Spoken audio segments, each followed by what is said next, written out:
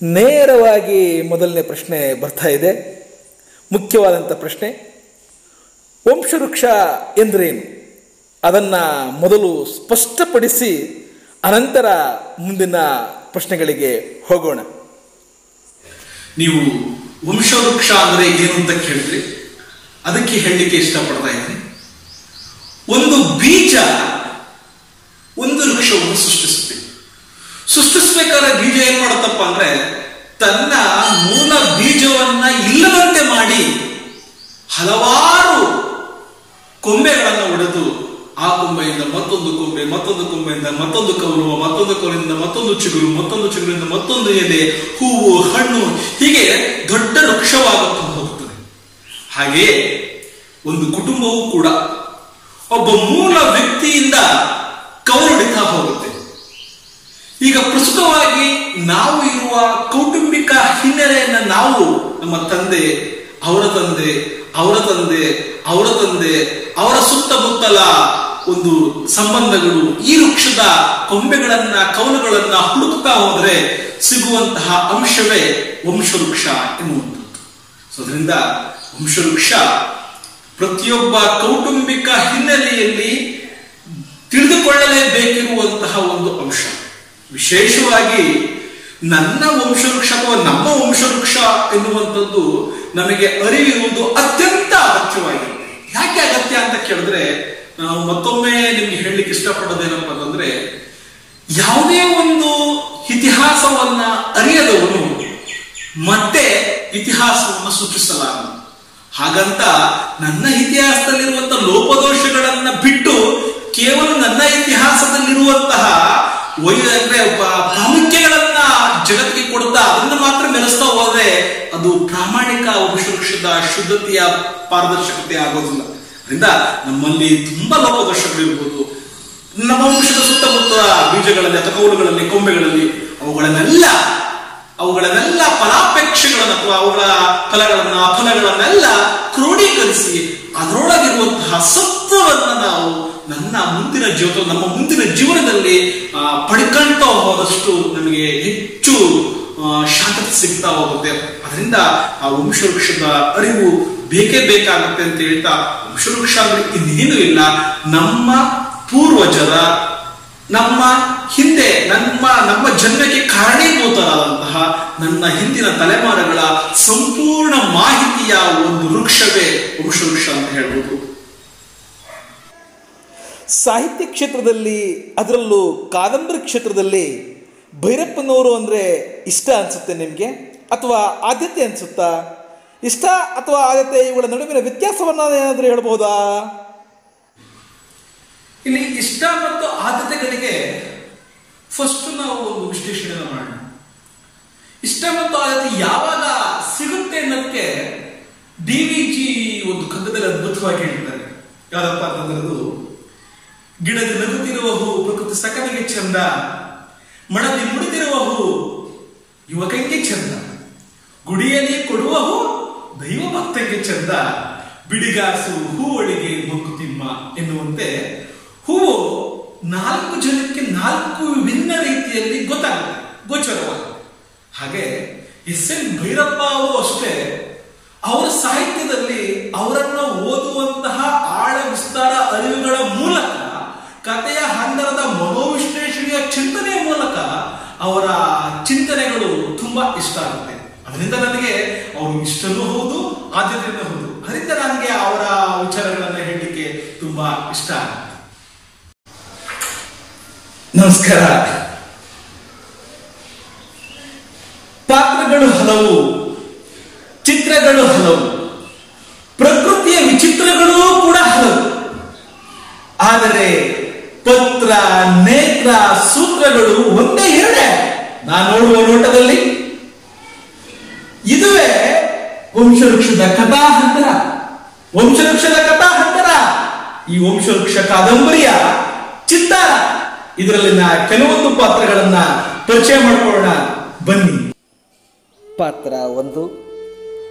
ಭಾವ ಹಾವಗಳ ಮೀರಿ ಬೆಳೆದು ಮುಕ್ತ ಮನಸ್ಥಿತಿಯಲ್ಲಿದ್ದರೂ ಅಸಾಧಾರಣದಲ್ಲಿ ಖುಷಿ ಕಾಣದ ಋಷಿಯಾಗಿ ವಂಶವೃಕ್ಷದ ದೈವ ಭಾವದಿಂದ ದಾಸ್ಯ ಭಾವಕ್ಕೆ ಬಂದ ಪರಿಪೂರ್ಣ ಮಹತ್ವಪೂರ್ಣ ವ್ಯಕ್ತಿತ್ವ. ಪಾತ್ರ 2. ಭಾವನೆ ಪ್ರಕೃತಿಗಳ ಮಿಶ್ರಣದೊಂದಿಗೆ ದೇಹ ಭಾಷೆಯ ಹೃದಯ ಮಿಲನಗಳಲ್ಲಿ ಕರುಳ ಬಳ್ಳಿಯ ಯಾತನೆಯ ವಂಶಕೃಹಿನಲ್ಲೂ ತೃಪ್ತಿ ಕಾಣದ ದೌರ್ಭಾಗ್ಯ ಹೆಣ್ಣು. ಪಾತ್ರ 3. ವಂಶವೃಕ್ಷಕ್ಕೆ ಕೊಡುಗೆ ಕೊಟ್ಟು ಜೀವನ ದೇಹ ವಾಂಛಲ್ಯಗಳನ್ನು ಬಿಟ್ಟು ಭಾವ ತೀವ್ರತೆಗೆ ಕೆಲವೊಮ್ಮೆ ಮನ ಕೊಟ್ಟು ನಿಷ್ಠೆಯಿಂದಿದ್ದರೂ ಅತೃಪ್ತಿ ಕಾಣದ ಅಪಕ್ವ ಹೆಣ್ಣು. ಪಾತ್ರ 4. ರಾಧೆಯ ಪ್ರೇಮದ ಮೂರ್ತಿಯ ಜೊತೆಗೆ ಆತ್ಮೀಯ ಆಲಿಂಗನದ ಸ್ಪರ್ಶದ ಒಳಗೆ ಗೌರವ ಮಿಶ್ರಿತ ಸೇವಾ ಸಂಬಂಧದ ತ್ಯಾಗಮಯ ಹೆಣ್ಣು. ತಾಯಿಯ ಪ್ರೀತಿ ಮರೆಯಾದರೂ ಸಂಪ್ರದಾಯದ ಬಂಧದಲ್ಲಿ ಬಂಧನವಾಗದೆ ವಂಶದ ಉದ್ಧಾರಕ್ಕಾಗಿ ಜನ್ಮ ತಾಳಿದೆನು ಎಂಬ ಉದಾತ್ತ ಚಿಂತನೆಯ ಹೊತ್ತ ಆಧುನಿಕ ಸ್ಪರ್ಶದ ತಾತನ ಪಕ್ಕಾ ಅನುಯಾಯಿ. ಪಾತ್ರ 6. ಘನತತ್ವವಿದ್ದರೂ ಭಾವದಾಲಿಂಗನದಲ್ಲಿ ದೇಹ ಬಂಧನದಲ್ಲಿ ಭಾವಬಂಧನದೊಂದಿಗೆ ಒಂದಾದ ಸ್ಫೂರ್ತಿ ನಿರ್ಭಾವಗಳ ಚಿಂತನ ಸಾರ್ಥ ವ್ಯಕ್ತಿತ್ವ. ಪಾತ್ರ 7. ತ್ಯಾಗದ ಭೋಗದೊಂದಿಗೆ ಬೌದ್ಧಿಕ ಪ್ರೇಮದ ಅಮಲಿನಲ್ಲಿ ಶಿಕ್ಷಿತ ಸಮಾಜಕ್ಕೆ ಮಾದರಿಯಾದರೂ ದೌರ್ಭಾಗ್ಯದ ದುರ್ಬಲಕ್ಕೆ ಸಾಕ್ಷಿಯಾದ ಕೆಲವೊಮ್ಮೆ ಹೆಣ್ತನದ ಅಂಕೆಯಲ್ಲಿರುತ್ತಿದ್ದ ಹೆಣ್ಣು. ಪಾತ್ರ 8. ಹೊಸ ಪೀಳಿಗೆಯ ಹೊಸ ಚಿಂತನೆಯ ಕಾವು ಇದ್ದರೂ ಹಳೆಯ ಭಾವಗಳನ್ನೇ ಹಾಸು ಒದ್ದು ಕಲೆಗೂ ಜೀವನಕ್ಕೂ ಸಂಬಂಧ ಕಲ್ಪಿಸುವಲ್ಲಿ ವಿಫಲವಾದ ಗಂಡುಗಲಿರಾಯ. ಪಾತ್ರ 9.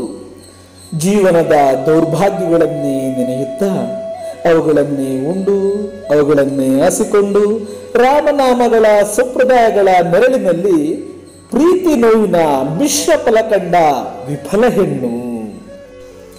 ಪಾತ್ರ 10. ಆಧುನಿಕತೆಯ ಸ್ಪರ್ಶದೊಂದಿಗೆ ವಿಜ್ಞಾನದ ಹರ್ಷದೊಂದಿಗೆ ತಂದೆಯ ಪ್ರೀತಿ ಕಾಣದೆ ತಾಯಿಯ ಪ್ರೀತಿಯನ್ನೂ ಉಣ್ಣದೆ ಚಿಕ್ಕಪ್ಪನ ಒಡಲಲ್ಲಿ ಚಿಂತನೆಗಳನ್ನು ಬೆಳೆದ ವಂಶವೃಕ್ಷದ ಕುಡಿ. ನೀವು ಮೆಚ್ಚಿದ ಪುಸ್ತಕಗಳಲ್ಲಿ ಅತಿ ಹೆಚ್ಚು ಆಕರ್ಷಿಸಿದ ಪುಸ್ತಕ ಅಂದರೆ ವಂಶವೃಕ್ಷ ಅಂದ್ರಿ. ಯಾಕೆ, ಹೇಗೆ? ಮತ್ತೊಂದು, ಬೀಜದಾನ, ಬೀಜ ಭಿಕ್ಷೆ, ಬೀಜ ವಿಕಾಸದ ಬಗ್ಗೆ ಹೇಳ್ತಿದ್ರಿ. ಅದು ಹೇಗೆ ಈ ಕಾದಂಬರಿಯಲ್ಲಿ ಅಡಕವಾಗಿದೆ? ಹಾಗಂದ್ರೆ ಏನು, ಅದನ್ನು ತಿಳ್ಕೋಬಹುದಾ? ವಂಶವೃಕ್ಷ ನೀವು ಮೆಚ್ಚಿದ ಪುಸ್ತಕಗಳಲ್ಲೇ ಅತ್ಯಂತ ಇಷ್ಟವಾದಂತಹ ಪುಸ್ತಕ ಅಂತ ಹೇಳ್ತಿದ್ದೀರಿ. ಮತ್ತೊಂದು, ಬೀಜದಾನ, ಬೀಜ ಭಿಕ್ಷೆ, ಬೀಜ ವಿಕಾಸ, ಇವುಗಳನ್ನ ನಿಮ್ಮ ತಾತ್ವಿಕ ದೃಷ್ಟಿ ಮತ್ತು ಈ ಕಾದಂಬರಿಯ ದೃಷ್ಟಿಯಲ್ಲಿ ಹೇಗೆ ಅದನ್ನ ಹೇಳಬಹುದು ಅಂತ ಹೇಳ್ತೀನಿ. ಇದಕ್ಕೂ ಕೂಡ ನಾನು ಮೊದಲಿಗೆ ಒಂದು ಖಡ್ಗವನ್ನ ಹೇಳಲಿಕ್ಕೆ ಇಷ್ಟಪಡಲೇಬೇಕು. ಯಾವಪ್ಪ ಅಂತಂದ್ರೆ, ಇಳೆಯಿಂದ ಮೊಳಕೆಯೊಗೆ ಒಂದು ತಮಟೆಗಳಿಲ್ಲ, ಫಲಮಾಗ ಒಂದು ತುತ್ತೂರಿ ದನಿ ಇಲ್ಲ, ಬೆಳಕಿವ ಸೂರ್ಯ ಚಂದ್ರನದೊಂದು ಸದ್ದಿಲ್ಲ, ಹೊಲಿನಿನ್ನ ತುಟಿಗಳನ್ನು ಮಂಕುತಿಮ್ಮ ಅಂತ ಹೇಳ್ತಾರೆ. ಅಂದ್ರೆ ಇಡೀ ಜಗತ್ತಿಗೆ ಏನೇನೋ ಕೆಲಸವನ್ನ, ಏನೇನೋ ಕಾರ್ಯವನ್ನ, ಏನೇನೋ ಕೊಡುಗೆಗಳನ್ನ ಕೊಟ್ಟಂತಹ ಹಲವು ಜನ, ಹಲವು ವ್ಯಕ್ತಿಗಳು ನಿಶಬ್ದರಾಗಿ, ಶಬ್ದವಿಲ್ಲದೆ ಮೌನವಾಗಿ ಇರಬೇಕಾದ್ರೆ ಏನು ಕೊಡುಗೆಯನ್ನು ಕೊಡದ ತೃಣಮಾತ್ರದವನಾದ ನೀನು ಯಾಕೆ ಇಷ್ಟೊಂದು ಹಾರಾಡ್ತಿ? ಸದ್ದು ಮಾಡದೆ ನೀನು ದೇಹಕ್ಕೆ ಬಂದವನಲ್ಲ, ಗುದ್ದಾಟ ಒದ್ದಾಟ ಬಾಳೆಲ್ಲವಾಯಿತು ಅಂತ ಹೇಳುವಂತ ಅದೇ ವಿಜಿ ತುಂಬಾ ಚೆನ್ನಾಗಿ ಹೇಳ್ತಾರೆ. ಯಾವುದೇ ಒಳ್ಳೆ ಕಾರ್ಯವನ್ನ ಯಾವ ಆಡಂಬರವೂ ಪ್ರಚಾರವೂ ಇಲ್ಲದಂತೆಯೇ ಮಾಡು ಅಂತ. ಸೊ ಹಾಗೆ ಈ ಒಂದು ಕಾದಂಬರಿ ನನಗೆ ಇಷ್ಟ ಆಗಲಿಕ್ಕೆ ಮುಖ್ಯ ಕಾರಣ ಪ್ರಚಾರಕ್ಕೆ ಅಂತ ಅಲ್ಲ, ಅಥವಾ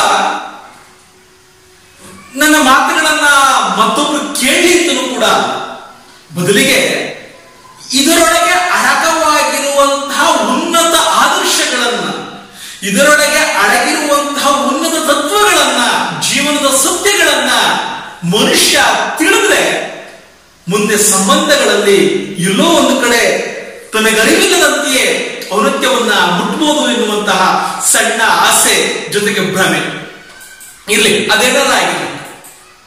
ನಾನು ಪರ್ವ, ಉತ್ತರಾಖಂಡ, ಮಂದ್ರ, ಜಲಪಾತ, ನಾಯಿನೆರಳು, ಇನ್ನು ಹಲವಾರು ಭೈರಪ್ಪನವರ ಕಾದಂಬರಿಗಳನ್ನೇ ಓದಿದ್ದೀನಿ.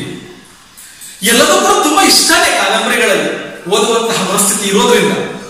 ಆದ್ರೆ ಈ ಒಂದು ಕಾದಂಬರಿ ಇಷ್ಟ ಅನ್ನೋದಕ್ಕಿಂತ ವಿಭಿನ್ನವಾದ ನೆಲೆಯಲ್ಲಿ ನಿಂತಿದ್ರಿಂದ ಎಲ್ಲೋ ಒಂದು ಕಡೆ ಮನಸ್ಸನ್ನ ಸೆಳೆಯಿತು ಅನ್ನೋದು ನನ್ನ ಚಿಂತನೆ. ಆಮೇಲೆ ನಮ್ಮ ಮನುಷ್ಯ ಜೀವಿ ಏನ್ ಮಾಡಿದೆ ಅಂತಂದ್ರೆ, ಕುಲ, ಧರ್ಮ, ಜಾತಿ ಎನ್ನುವಂತಹ ಒಂದು ಪರಿಧಿಯನ್ನ ಹಾಕೊಂಡ್ಬಿಟ್ಟಿದೆ, ಗೋಡೆಯನ್ನ ನಿರ್ಮಿಸಿಕೊಂಡಿದೆ. ಈ ಗೋಡೆಯನ್ನ ನಿರ್ಮಿಸಿಕೊಂಡಿರುವಂತಹ ನಾವುಗಳು ಗೋಡೆ ಒಡೆದು ಈಚೆ ಬರುವಂತಹ ಸಾಧ್ಯತೆಗಳು ಬೇಕೇ ಬೇಕು ಅನ್ನೋದು ನನಗೆ ಇಷ್ಟವಾಗುವಂತಹ ಅಂಶ. ಗುಡಿಚಚ್ಚು ಮಸೀದಿಗಳ ಬಿಟ್ಟು ಹೊರಬನ್ನಿ ಎನ್ನುವಂತಹ ಕುವೆಂಪುರವರ ವಾಕ್ಯ ಇರಬಹುದು, ವಿಶ್ವಮಾನವ ಸಂದೇಶ ಇರಬಹುದು, ಅಥವಾ ಎಲ್ಲ ಚಿಂತಕರ ಹೊಸ ಚಿಂತನೆಗಳಿರಬಹುದು, ಅವುಗಳೆಲ್ಲವನ್ನ ಮೇಳೈಸಿ ಮನುಷ್ಯನ ಸಾಗ ಜೀವನದಲ್ಲಿ ವರ್ಣಿಸ್ತಾರಲ್ಲ, ಆ ವರ್ಣಿಸುವಂತಹ ಕಥಾ ಕೌಶಲ್ಯ ಈ ಕಾದಂಬರಿ ಒಳಗೆ ಇರೋದ್ರಿಂದ ಈ ಪುಸ್ತಕ ಇಷ್ಟ ಆಯ್ತು ಅನ್ನೋದು ನನ್ನ ಭಾವ. ಇನ್ನ ಮತ್ತೊಂದು ಪ್ರಶ್ನೆಯನ್ನ ಕೇಳಿದ್ರೆ ನೀವು, ಬೀಜದಾನ, ಬೀಜ ಭಿಕ್ಷೆ, ಬೀಜ ವಿಕಾಸ, ಇದು ಮೂರು ತತ್ವಗಳು ಕೂಡ ಈ ಕಾದಂಬರಿಯಲ್ಲಿ ಮೂರು ತಂತುಗಳಿದ್ದಂತೆ ಅಂತಲೇ ಕರೆಯಬಹುದು, ಮೂರು ಸ್ವರಗಳಿದ್ದಂತೆ ಅಂತಲೇ ಕರೆಯಬಹುದು. ವಂಶ ವೃಕ್ಷ ಎನ್ನುವ ಅಮೂಲಾಗ್ರವಾದಂತಹ ವಿಚಾರ ಅಂದ್ರೆ ನಮ್ಮ ವಂಶಾವಳಿಯ ಜನರ ಒಂದು ಚಿತ್ರ. ಈ ಚಿತ್ರಗಳಲ್ಲಿ ಯಾವ ಯಾವ ವ್ಯಕ್ತಿ ಹೇಗೆ ಇದ್ದ ಎನ್ನುವಂಥದ್ದು ನಮಗೆ ಅರಿವಾಗದೇ ಇರುವಂತಹ ಒಂದು ವಿಚಾರಗಳೇ. ಯಾಕೆಂದ್ರೆ ಅವರ ಮೂಲ ಸತ್ವದ ಬೇರನ್ನ ನಾವೆಂದೂ ಕೂಡ ಆಳವಾಗಿ ಹೊಕ್ಕು ನೋಡಿರುವಂತಹ ಸಾಕ್ಷ್ಯಗಳು ಇರೋದಿಲ್ಲ. ಒಂದು ಭ್ರಮೆಯಲ್ಲಿಯೋ, ಒಂದು ಇತಿಹಾಸದ ಓದಿನಲ್ಲಿಯೋ, ಒಂದು ಕೇಳಿ ತಿಳುವಳಿಕೆಯ ಜ್ಞಾನದಲ್ಲಿಯೋ ಆ ಚಿತ್ರಗಳನ್ನ ಕಲ್ಪಿಸಿಕೊಂಡಿರುತ್ತೇವೆ. ಅಂಥದ್ರಲ್ಲಿ ಈ ಕೃತಿಯಲ್ಲಿ ವಂಶ ವೃಕ್ಷದ ಚಿಂತನೆ ಎಷ್ಟು ವಿಶಾಲವಾಗಿ ಹಬ್ಬಿದೆ ಅನ್ನೋದು ತುಂಬಾ ಆಪ್ಯಾಯಮಾನವಾಗಿ ಸೆಳೆಯುತ್ತೆ. ಯಾಕೆಂದ್ರೆ ನಾವು ಒಳ್ಳೆಯ ಕಾರ್ಯಗಳನ್ನ ಮಾಡಿದಾಗ ತಾಮೊಂದು ನಾವೊಂದು ಅಂತ ಹೋಗುವಂತದ್ದು ಸಹಜ. ಕೆಟ್ಟ ಕಾರ್ಯಗಳನ್ನ ಮಾಡಿದಾಗ ನಮ್ಮ ವಂಶದವರು ಹಾಗಲ್ಲಪ್ಪ, ನಮ್ಮ ಪೂರ್ವಿಕರು ಹಾಗಲ್ಲಪ್ಪ ಎನ್ನುವಂತಹ ವಿಚಾರ ವಿನಿಮಯಗಳಾಗ್ತಾ ಇರ್ತವೆ.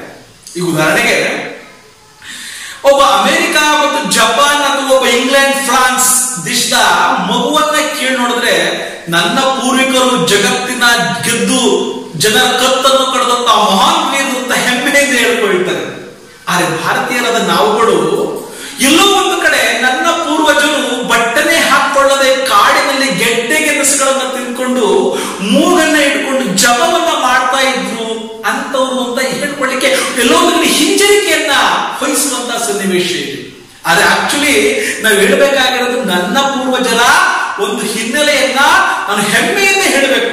ಯಾಕೆಂದ್ರೆ ಸರ್ವೇ ಜನ ಸುಖಿನೋ ಭವಂತು ಎನ್ನುವಂತಹ ಅಮೂಲಾಗ್ರ ತತ್ವದೊಂದಿಗೆ ಬೇರೆಯವರಿಗೆ ಬಟ್ಟೆ ಇರಲಿ, ನನಗೆ ಬಟ್ಟೆ ಇಲ್ಲದಿದ್ದರು, ನನಗೆ ಆಹಾರ ಇಲ್ಲದಿದ್ದರು, ಮತ್ತೊಬ್ಬರಿಗೆ ಆಹಾರ ಸಿಗಲಿ ಎಂದು ಬೇಡುವಂತಹ ತತ್ವವನ್ನ ತಪಸ್ಸನ್ನ ಮಾಡಿದಂತಹ ಪೂರ್ವಜರು ನಮ್ಮ ವಂಶಗಳು. ಸೊ ಅಂತಹ ವಂಶ ವೃಕ್ಷ ನಮ್ದು. ಸೊ ಅಂತಹ ವಂಶ ವೃಕ್ಷದ ನಮ್ಮಲ್ಲಿ ಇರುವಂತಹ ಈ ಮೂರು ಚಿಂತನೆಗಳನ್ನು ನಾವು ವಿಶಾಲವಾಗಿ ಅರ್ಥ ಮಾಡಿಕೊಂಡ್ರೆ ಈ ಗ್ರಂಥ ನಮಗೆ ಉತ್ತಮವಾಗಿ ಅರ್ಥ ಆಗುತ್ತೆ. ಈಗ ಮೊದಲನೇದಾಗಿ ಬಂದ್ಬಿಡೋಣ, ಬೀಜ ಭಿಕ್ಷೆ, ಬೀಜದಾನ, ಬೀಜ ವಿಕಾಸ.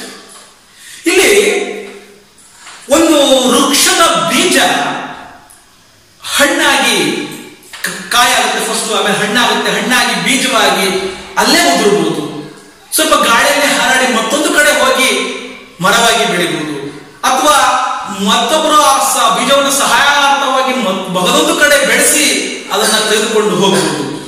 ಇದು ಬೀಜ ತನ್ನ ಗುಣಧರ್ಮವನ್ನು ಮರೆಯದೆ ಮತ್ತೊಂದು ಕಡೆಯಲ್ಲಿ ಫಲವಾಗುವಂತೆ, ಹಣ್ಣಾಗುವಂತೆ, ಮರವಾಗುವಂತೆ ಬೆಳೆಸುವ ಸೃಷ್ಟಿಯ ಕಾರ್ಯದ ಕಲ್ಪನೆ ಇದರಲ್ಲಿ. ಇಲ್ಲಿ ದಾನದ ಚಿಂತನೆಯೂ ಇಲ್ಲ, ಭಿಕ್ಷೆಯ ಕಲ್ಪನೆಯೂ ಇಲ್ಲ. ಇನ್ನು ವಿಕಾಸ ಬೇಕೇ. ನೀವು ಒಂದು ಆಲದ ಮರದ ಬೀಜವನ್ನ ಹುಡುಕಿ ನೋಡಿ. ಆಲದ ಮರದ ಬೀಜ ಎಷ್ಟು ಸಣ್ಣದಾಗಿರುತ್ತಪ್ಪ ಅಂದ್ರೆ ಸಾಸಿವೆ ರಾಗಿ ಎಷ್ಟಿರುತ್ತೆ ಅನ್ಸುತ್ತೆ ಮೋಸ್ಟ್ಲಿ. ಆ ಬೀಜವನ್ನು ಒಮ್ಮೆ ಒಡೆದು ನೋಡಿದಾಗ ಗೊತ್ತಾಗುತ್ತೆ ಬೀಜದ ಒಳಭಾಗದಲ್ಲಿ ಏನೂ ಇರಲ್ಲ. ಅಂದ್ರೆ ನಿರ್ವಾತ ಪ್ರದೇಶ. ಅಂತಹ ನಿರ್ವಾತ ಪ್ರದೇಶವುಳ್ಳ ಸಾಸಿವೆ ಕಾಳಿನಷ್ಟು ಸಣ್ಣ ಕಣವು ಒಂದು ಊರಿನಷ್ಟು ದೊಡ್ಡದಾಗಿ ಬೆಳೆ ಬಂದಂತಹ ವೃಕ್ಷವಾಗಿ ಪರಿವರ್ತನೆ ಆಗ್ಬೋದು ಅಂದ್ರೆ ಆ ಬೀಜದ ವಿಕಾಸ ಎಷ್ಟಿರ್ಬೋದು ಅನ್ನೋದು ನಮಗೆ ಅರ್ಥ ಆಗುತ್ತೆ. ಆ ಆಲದ ಮರದ ಬೀಜಕ್ಕೆ ಅಷ್ಟು ಶಕ್ತಿ ಇರಬೇಕಾದ್ರೆ ಜಗತ್ತಿನಲ್ಲಿ, ಪ್ರಪಂಚದಲ್ಲಿ, ವಿಶ್ವದಲ್ಲಿ ಅತ್ಯಂತ ಮಹೋನ್ನತ ಜೀವಿ ಎನಿಸಿಕೊಂಡಂತಹ ಮಾನವನ ಬೀಜದ ಒಂದು ತಾಕತ್ತು ಎಷ್ಟಿರಬೇಕು ನಮಗೆ ಅರ್ಥ ಆಗುತ್ತೆ. ನಮ್ಮ ಸೃಷ್ಟಿಯ ಸೌಂದರ್ಯ, ಸೃಷ್ಟಿಯ ಚಿಂತನೆ, ಸೃಷ್ಟಿಯ ಜಗತ್ತು ಎಷ್ಟು ನಾವು ಇದರೊಳಗೆ ಅರ್ಥವಾಗದಲೇ ಇರೋಕ್ಕೆ ಸಾಧ್ಯವಿಲ್ಲ. ಅದರಿಂದ ನಮ್ಮ ಮಹಾಭಾರತ, ರಾಮಾಯಣಗಳಲ್ಲಿ ಬೀಜ ದಾನ ಆಗಿರಬಹುದು, ಮತ್ತೊಂದು ಗ್ರಂಥ, ಮಹಾನ್ ಗ್ರಂಥಗಳಲ್ಲಿ ಬೀಜ ಭಿಕ್ಷೆಯೇ ಆಗಿರಬಹುದು, ಇತ್ತೀಚಿನ ಸನ್ನಿವೇಶಗಳಲ್ಲಿ ಬೀಜ ಸೃಷ್ಟಿಯ ಕಾರ್ಯ ಆಗಿರಬಹುದು, ಈ ಎಲ್ಲದರ ಒಳಗೊಂಡು ನಾವು ಚಿಂತನೆ ಮಾಡಬೇಕಾಗಿರುವುದು ನಮ್ಮ ವೃಕ್ಷಕ್ಕೆ ತಕ್ಕನಾದಂತಹ ಬೀಜ ಮಂತ್ರ ಯಾವುದೆನ್ನುವಂಥದ್ದು. ಅದು ಸೃಷ್ಟಿಯ ಸಹಜ ಕಾರ್ಯ ಎನ್ನುವಂಥದ್ದು. ಈ ಕಾರ್ಯದ ಜೊತೆಯಲ್ಲಿಯೇ, ಈ ಕಾರ್ಯದ ಬಳಿಯಲ್ಲಿಯೇ ನಾವು ಎಲ್ಲ ಪಾತ್ರಗಳ ಕೊಂಬೆಗಳನ್ನ, ಟೊಂಗೆಗಳನ್ನ, ಕವಲುಗಳನ್ನ, ಎಲೆಗಳನ್ನ, ಹೂವುಗಳನ್ನ, ಹಣ್ಣುಗಳನ್ನ, ಪುಷ್ಪಗಳನ್ನ, ಅದರಿಂದ ಬರುವಂತಹ ಗಾಳಿಯನ್ನ ಹುಡುಕ್ತಾ ಹೋದ್ರೆ ಈ ವಂಶ ವೃಕ್ಷದ ಮಹತ್ವ ನಮಗೆ ಅರ್ಥವಾಗುತ್ತೆ. ಅದರಿಂದ ನನಗೆ ಈ ಎಲ್ಲ ಅಂಶಗಳನ್ನ ಈ ಕಾದಂಬರಿ ಒಳಗೊಂಡಿತ್ತು. ಕಾದಂಬರಿ ಒಳಗೊಂಡಿದ್ದರಿಂದ ಆ ಕಾದಂಬರಿ ಅಂಶ ನನಗೆ ಇಷ್ಟ ಆಯಿತು. ಅದಕ್ಕೋಸ್ಕರ ಈ ಕಾದಂಬರಿಯ ಬಗ್ಗೆ ವಿಶೇಷವಾಗಿ ಈ ಪ್ರಶ್ನೆಗಳನ್ನ, ವಿಚಾರಗಳನ್ನ ಹಂಚಿಕೊಳ್ಳಿಕ್ಕೆ ಇಷ್ಟ ಆಯಿತು. ಇನ್ನೊಂದು ನಿಮಗೆ ಹೇಳಬೇಕಾಗಿರುವಂತಹ ಅಂಶ ನನ್ನ ಬಳಿಯಲ್ಲಿದ್ದೇ ಇದೆ. ದ್ರಾಕ್ಷಿ ರಸವೇನಲ್ಲ ಜೀವನದ ತಿರುಳು ಆರು. ಈಕ್ಷು ದಂಡವು ಅದು ಕಷ್ಟಭೋಜನವೇ. ದಕ್ಷತೆಯನ್ನೇ ಹಿಡಿಯುವಂಗೆ ಒಂದೆರಡು ಗುಡುಕು ರಸ ಮಾಕ್ಷಿಕರು ಮಿಕ್ಕೆಲ್ಲ ಮಂಕುತ್ತಿಲ್ಲ. ನಮ್ಮ ಜೀವನ ದ್ರಾಕ್ಷಿ ರಸದ ರೀತಿಯಲ್ಲಿ ಸುಲಭವಾಗಿ ಸಿಗುವಂತದ್ದಲ್ಲ. ಅದು ಇಕ್ಷುದಂಡ ಅಂದರೆ ಕಬ್ಬಿನ ಜಲ್ಲೆಯ ರೀತಿಯಲ್ಲಿ ಕಷ್ಟವಾಗಿ ಸಿಗಿದು ಸೀಡಿ ಜಗಿಯುವಂತಹ ರಸದ ಉತ್ಪನ್ನ. ಯಾರಿಗೆ ಆ ಕಬ್ಬನ ಸಿಪ್ಪೆನ ಸಿಗಿದು ಕಬ್ಬನ್ನು ಜಿಗಿದು ತಿನ್ನುವಂತಹ ಶಕ್ತಿ ಸಾಮರ್ಥ್ಯ ಇರುತ್ತೋ ಅವನಿಗೆ ಒಂದೆರಡು ಗುಡುಕರ ಸಿಕ್ಕುತ್ತೆ. ಅದನ್ನ ಬಿಟ್ಟು ಸುಮ್ಮನೆ ಈ ಸಾಹಿತ್ಯದಲ್ಲಿ ಏನಿದೆ, ಈ ಪಾತ್ರದಲ್ಲಿ ಏನಿದೆ ಅಂತ ಹೇಳ್ಬಿಟ್ಟು ಕುಳಿತುಕೊಂಡವರೆಲ್ಲ ಮಾಕ್ಷಿಕರಿದ್ದಂತೆ, ಅಂದ್ರೆ ನೊಣಗಳಿದ್ದಂತೆ, ಕಬ್ಬಿನ ಜಲ್ಲೆಯ ಮೇಲೆ ಕೊಡುವಂತ ನೊಣಗಳಿದ್ದಂತೆ. ಆ ನೊಣಗಳಿಗೆ ಆ ಶ್ರೇಷ್ಠತೆ ಎಲ್ಲಿಂದ ಬರುತ್ತದೆ ಎನ್ನುವಂಥದ್ದು ಆ ತತ್ವದ ಚಿಂತನೆ. ಅದರಿಂದ ಈ ಕಾದಂಬರಿಯನ್ನು ಯಾರು ದಕ್ಷತೆಯನ್ನಿಟ್ಟು ಜಿಗಿದು ಅಗಿದಾಗ ಇದರೊಳಗಿರುವಂತಹ ಗುಟುಕು ರಸ ನನಗೆ ಗೊತ್ತಾಗ್ತಾ ಹೋಗುತ್ತೆ. ಎಲ್ಲರೂ ಅಷ್ಟೇ, ಎಲ್ಲ ಪಾತ್ರದಲ್ಲಿ ಈ ಕಾದಂಬರಿಯ ಪ್ರತಿಯೊಂದು ಪಾತ್ರದ ಚಿಂತನೆಯನ್ನು ಮಾಡೋಣ ನಾವೀಗ. ಈ ಮೊದಲನೇದಾಗಿ ಆರಂಭಗೊಳ್ಳುವಂತಹ ಪ್ರಕೃತಿಯ ಸಹಜ ಗುಣಧರ್ಮವಂತಹ ಶ್ರೀನಿವಾಸ ಶ್ರೋತ್ರಿಯಿಂದ ಹಿಡಿದು ಅಂತಿಮವಾಗಿ ಬದಲಿಗೆ ಕೇದಾರಕ್ಕೆ ಹೋಗುವ ಶ್ರೀನಿವಾಸ ಶ್ರೋತ್ರಿಯ ಯಾತ್ರೆಯವರೆಗೂ ಕೂಡ ಬರುವಂತಹ ಪ್ರತಿಯೊಂದು ಪಾತ್ರಗಳು ಕೂಡ ವಂಶವೃಕ್ಷಕ್ಕೆ ತನ್ನದೇ ಆದ ಕೊಡುಗೆಯನ್ನು ಕೊಡುತ್ತಾ ಸಾಗುತ್ತೆ. ಅವರು ವಿಶೇಷವಾಗಿ ಪ್ರಕೃತಿಯ ಮಾತೆಯ ಕಪಿಲ ನದಿಯ ನೀರಿನ ಹೊರಹೂ ಕೂಡ ಅರಹೂ ಕೂಡ ಆ ವಂಶವೃಕ್ಷದ ಕಾದಂಬರಿಯನ್ನ ಬೆಳೆಸುತ್ತೆ ಅನ್ನೋದು ಇಲ್ಲಿ ಅತ್ಯುತ್ತಮವಾದಂತಹ ಉತ್ತಮವಾದಂತಹ ಉದಾಹರಣೆಯಾಗಿದೆ. ಇನ್ನು ಕೊನೆಯದಾಗಿ ನಿಮ್ಗೆ ಹೇಳಬೇಕೇನಪ್ಪ ಅಂದ್ರೆ, ವಂಶ ವೃಕ್ಷವಿಲ್ಲದೆ ಯಾವ ವ್ಯಕ್ತಿಯೂ ಕೂಡ ಪೂರ್ಣ. ವಂಶವೃಕ್ಷದ ಅರಿವಿನಿಂದ ಮಾತ್ರವೇ ಯಾವ ವ್ಯಕ್ತಿಯೂ ಪೂರ್ಣ. ಹಾಗಾದ್ರೆ ಯಾವುದು ಪೂರ್ಣ? ನೀನಿರುವ ಜಾಗದಲ್ಲಿ ಜಗತ್ತನ್ನ ನಿನ್ನಂತೆ ಪರೀಕ್ಷಿಸುವುದು, ನಿನ್ನಂತೆ ನಿರೀಕ್ಷಿಸುವುದು, ನಿನ್ನೊಳಗೆ ಅರೀಕ್ಷಿಸುವುದು ನಿಜವಾದ ನಿನ್ನತನದ ಪೂರ್ಣ. ಆ ಪೂರ್ಣತೆಯನ್ನ ಈ ವಂಶವೃಕ್ಷದಲ್ಲಿ ನಿನ್ನ ಪೂರ್ಣತ್ವವನ್ನ ಸಾಧಿಸಲಿಕ್ಕೆ ಕಾದಂಬರಿ ಇದೆ. ನೀವು ಆ ಪೂರ್ಣತೆಯನ್ನು ಸಾಧಿಸಿ ಅಂತ ಹೇಳ್ತಾ ಮತ್ತೊಮ್ಮೆ ನಿಮಗೆ ಸಂಪೂರ್ಣವಾಗಿ ನಿನ್ನ ವಂಶವೃಕ್ಷವನ್ನು ಅರ್ಥ ಮಾಡಿಕೊಂಡ್ರೆ ಮಾತ್ರ ನೀನು ವಂಶದಲ್ಲಿ ಮಹಾನ್ ವಂಶೋದ್ಧಾರಕನ ಭ್ರಮೆಯನ್ನ ಬಿಡಿ, ವಂಶವನ್ನ ಅರ್ಥ ಮಾಡ್ಕೊಂಡಿಲ್ಲ ಅಂದ್ರೆ ನೀನು ಕನಿಷ್ಠ ಇರುವಂತ ಭ್ರಮೆಯನ್ನು ಬಿಡಿ ಅಂತ ಹೇಳ್ತಾ ವಂಶವೃಕ್ಷವನ್ನ ಅರಿತರೂ ಸರಿ, ವಂಶವೃಕ್ಷವನ್ನ ಅರ್ಥ ಮಾಡಿಕೊಳ್ಳದೇ ಇದ್ರು ಸರಿ, ಅರ್ಥ ಮಾಡಿಕೊಂಡರೆ ಒಂದು ರೀತಿಯ ಚಿಂತನೆ, ಅರ್ಥ ಮಾಡಿಕೊಳ್ಳದಿದ್ದರೆ ಮತ್ತೊಂದು ರೀತಿಯ ಚಿಂತನೆ, ಎರಡನ್ನೂ ಕೂಡ ಸಮತಕ್ಕಡಿಯಲ್ಲಿ ತೂಗಿ ಜಗಕ್ಕೆ ಒಳಿತನ್ನು ಮಾಡುವ ಚಿಂತನೆ ನಮ್ಮ ಈ ಕೆಲಸಗಳಲ್ಲಿ ಆಗ್ಬೇಕು ಅನ್ನೋದು ಈ ಕಾದಂಬರಿಯ ಮುಖ್ಯವಾದಂತಹ ಉದ್ದೇಶ. ಈ ಕಾದಂಬರಿಯ ಎಲ್ಲ ಪಾತ್ರಗಳಲ್ಲೂ ಕೂಡ ಪಾಠಗಳು ಅಂದ್ರೆ ಅವುಗಳಿಂದ ನಾವು ಕಲಿಯಬೇಕಾದಂತಹ ಸ್ಫೂರ್ತಿಯು ಕೂಡ ಈ ಅಂಶಗಳನ್ನೇ ಕಲಿಸುತ್ತೆ. ಅದರಿಂದ ನಿಮಗೆ ಯಾವ ಭ್ರಮೆಯೂ ಬೇಡ, ಯಾವ ಭ್ರಾಂತಿಯೂ ಬೇಡ. ನೀವು ನೀವಾಗಿದ್ದು ನಿಮ್ಮ ತನದಲ್ಲಿ ನೀವಿದ್ದಾಗ ನಿಮ್ಮ ಚಿಂತನೆ ಸತ್ಫಲವನ್ನ ತಲುಪುತ್ತದೆ ಎನ್ನುವ ಅಂತಿಮ ಸಂದೇಶವನ್ನ ಈ ಕಾದಂಬರಿ ಸಾರುತ್ತೆ ಅಂತ ಹೇಳ್ತಾ ನಿಮ್ಮ ಪ್ರಶ್ನೆಗೆ ನನ್ನ ಉತ್ತರ ಇದು ಅಂತ ಹೇಳ್ತಾ ಮತ್ತೊಮ್ಮೆ ಇನ್ನೂ ಏನಾದರೂ ಪ್ರಶ್ನೆಗಳಿದ್ದರೆ ದಯಮಾಡಿ ಕಳಿಸಿ ಅನ್ನೋದು ನನ್ನ ಕಳಕಳಿಯ ಪ್ರಾರ್ಥನೆ. ಪ್ರಕೃತಿ ಮತ್ತು ಪುರುಷ ಈ ಕಾದಂಬರಿಯಲ್ಲಿ ಹೇಗೆ ವ್ಯಕ್ತವಾಗಿದೆ, ಅದರಲ್ಲೂ ಈ ಎರಡು ಪಾತ್ರಗಳಲ್ಲಿ ಇದು ಅನ್ವಯವಾಗಿ ಹೇಗೆ ಅನನ್ಯವಾಗಿದೆ, ಹೇಗೆ ವಿಭಿನ್ನವಾಗಿ ನಮ್ಮೆಲ್ಲರನ್ನ ಸೆಳೆದಿದೆ? ಅತ್ಯುತ್ತಮವಾದ ಪ್ರಶ್ನೆ ನಿಜವೂ ಕೂಡ ಬಂದಿದೆ. ಯಾಕೆಂದ್ರೆ ವಂಶವೃಕ್ಷ ಕಾದಂಬರಿಯ ಪರಿಧಿ ಅಂತಾನೆ ಕರೆಯಬಹುದಲ್ಲ ಇದನ್ನು, ಅಥವಾ ವಂಶವೃಕ್ಷ ಕಾದಂಬರಿಯ ಕಾಂತಕ್ಷೇತ್ರದ ಕಾಂತ ಸಂಹಿತೆ ಅಂತ ಕರೆಯಬಹುದಲ್ಲ. ಪ್ರಶ್ನೆ ನೀವು ಕೇಳಿ ತುಂಬಾ ಚೆನ್ನಾಗಿದೆ.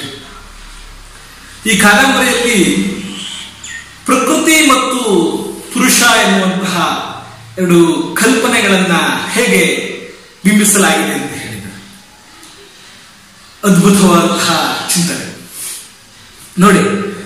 ಈ ಕಾದಂಬರಿ ನಡೆಯುವ ಸನ್ನಿವೇಶವೇ ಪ್ರಕೃತಿಯ ಮಡಿಲು ಎನ್ನುವಂತಹ ಮೈಸೂರಿನ ಸುತ್ತಮುತ್ತ.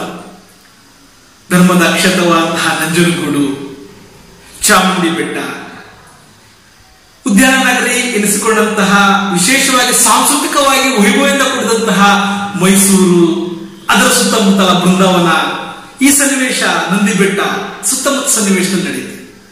ಆಧುನಿಕತೆಯ ಟಚ್ ಅಂತ ಒಂದು ಸ್ವಲ್ಪವಾಗಿ ಬೆಂಗಳೂರು ಬಂದು ಹೋಗುತ್ತೆ. ಹಾಗೆ ಅದರಲ್ಲೂ ಕೂಡ ವಿಶೇಷವಾಗಿ ಈ ಪ್ರಕೃತಿ ಮತ್ತು ಪುರುಷ ಎನ್ನುವಂತಹ ಚಿಂತನೆ ಎರಡು ಪಾತ್ರಗಳಲ್ಲಿ ಈ ಕಾದಂಬರಿಯಲ್ಲಿ ಬಂದಿದೆ. ಮೊದಲನೇದು ಪ್ರಕೃತಿ ವಿಷಯಕ್ಕೆ ಬಂದರೆ ಕಾದಂಬರಿಯ ಹೀರೋಯಿನ್ ಅಂತಾನೆ ಕರೀಬಹುದು ಕಾತ್ಯಾಯಿನಿ. ಆರಂಭದಲ್ಲಿ ತನ್ನ ಗಂಡನನ್ನ ಕಳೆದುಕೊಂಡು ವಿಧವೆಯಾಗಿ ಪರಿಚಿತವಾದಂತಹ ಪಾತ್ರ, ನಂತರ ಸೌಭಾಗ್ಯವತಿಯಾಗಿ ಪುರುಷನ ಸಹವಾಸದಿಂದ ಒಂದು ರೀತಿಯ ವಿನಾಶದ ಅಂಚನ್ನು ತಲುಪಿದಂತಹ ಸನ್ನಿವೇಶ. ಇನ್ನು ಪುರುಷನಾಗಿ ಆಧುನಿಕತೆಯ ಸೋಗಿನ ಸ್ಪರ್ಶದೊಂದಿಗೆ ಕಣಕ್ಕಿಳಿಯುವ ರಾಜರಾಯರು, ಇಂಗ್ಲೆಂಡ್ನಲ್ಲಿ ಭಾರಿ ಪದವಿಯನ್ನ ಓದಿ ಬುದ್ಧಿವಂತರೆನಿಸಿ ವಿಶೇಷವಾಗಿ ನಾಟಕ ಕಲಿಸುವ ಕಲಾವಿದರಾಗಿ, ರಚಿಸುವ ರಚನೆಕಾರರಾಗಿ ಬರುವಂತಹ ಸನ್ನಿವೇಶ. ಇವರು ಕೂಡ ಉಪನ್ಯಾಸಕರೇ. ಇವರು ಇಲ್ಲೋ ಒಂದು ಕಡೆ ಕಾತ್ಯಾಯಿನಿಗೆ ಭೇಟಿಯಾಗುವ ಸನ್ನಿವೇಶವೂ ಕೂಡ ಒಂದು ರೀತಿಯ ಪ್ರಕೃತಿಯ ಸಹಜ ಧರ್ಮ ಅಂತಾನೆ ಕರೆಯಬಹುದು.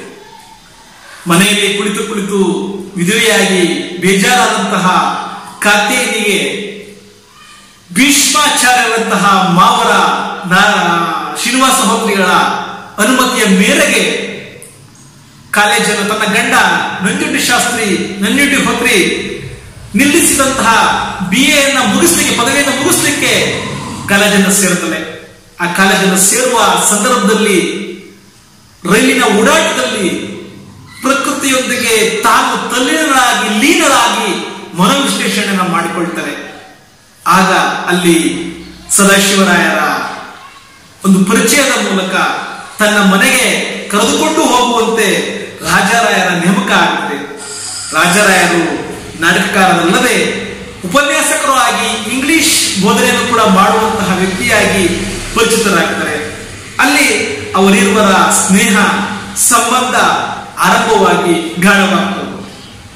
ಅದರಲ್ಲೂ ವಿಶೇಷವಾಗಿ ಆ ರಾಜರಾಯರಿಗೆ ಬಿದ್ದಂತಹ ಒಂದು ಕನಸು, ಪ್ರಕೃತಿಯ ಒಂದು ಕೋಮಲ ಸೌಂದರ್ಯದ ಮಡಿಲಿನಲ್ಲಿ ವಿರಹ ವೇದನೆಯಿಂದ ಒದ್ದಾಡುತ್ತಿರುವಂತಹ ಮಾನಸಿಕ ತಲ್ಲಣದಲ್ಲಿ ಪ್ರಕೃತಿಯ ಸೊಬಗು ಎಚ್ಚೆತ್ತಂತೆ ಕಾಣುವಂತಹ ಒಂದು ಕನಸಿನ ಆದರ್ಶ ರೂಪವಾಗಿ ಪ್ರಕೃತಿ ಪುರುಷ ಎನ್ನುವ ನಾಟಕವನ್ನ ಬರೆದ್ಬಿಡ್ತಾರೆ.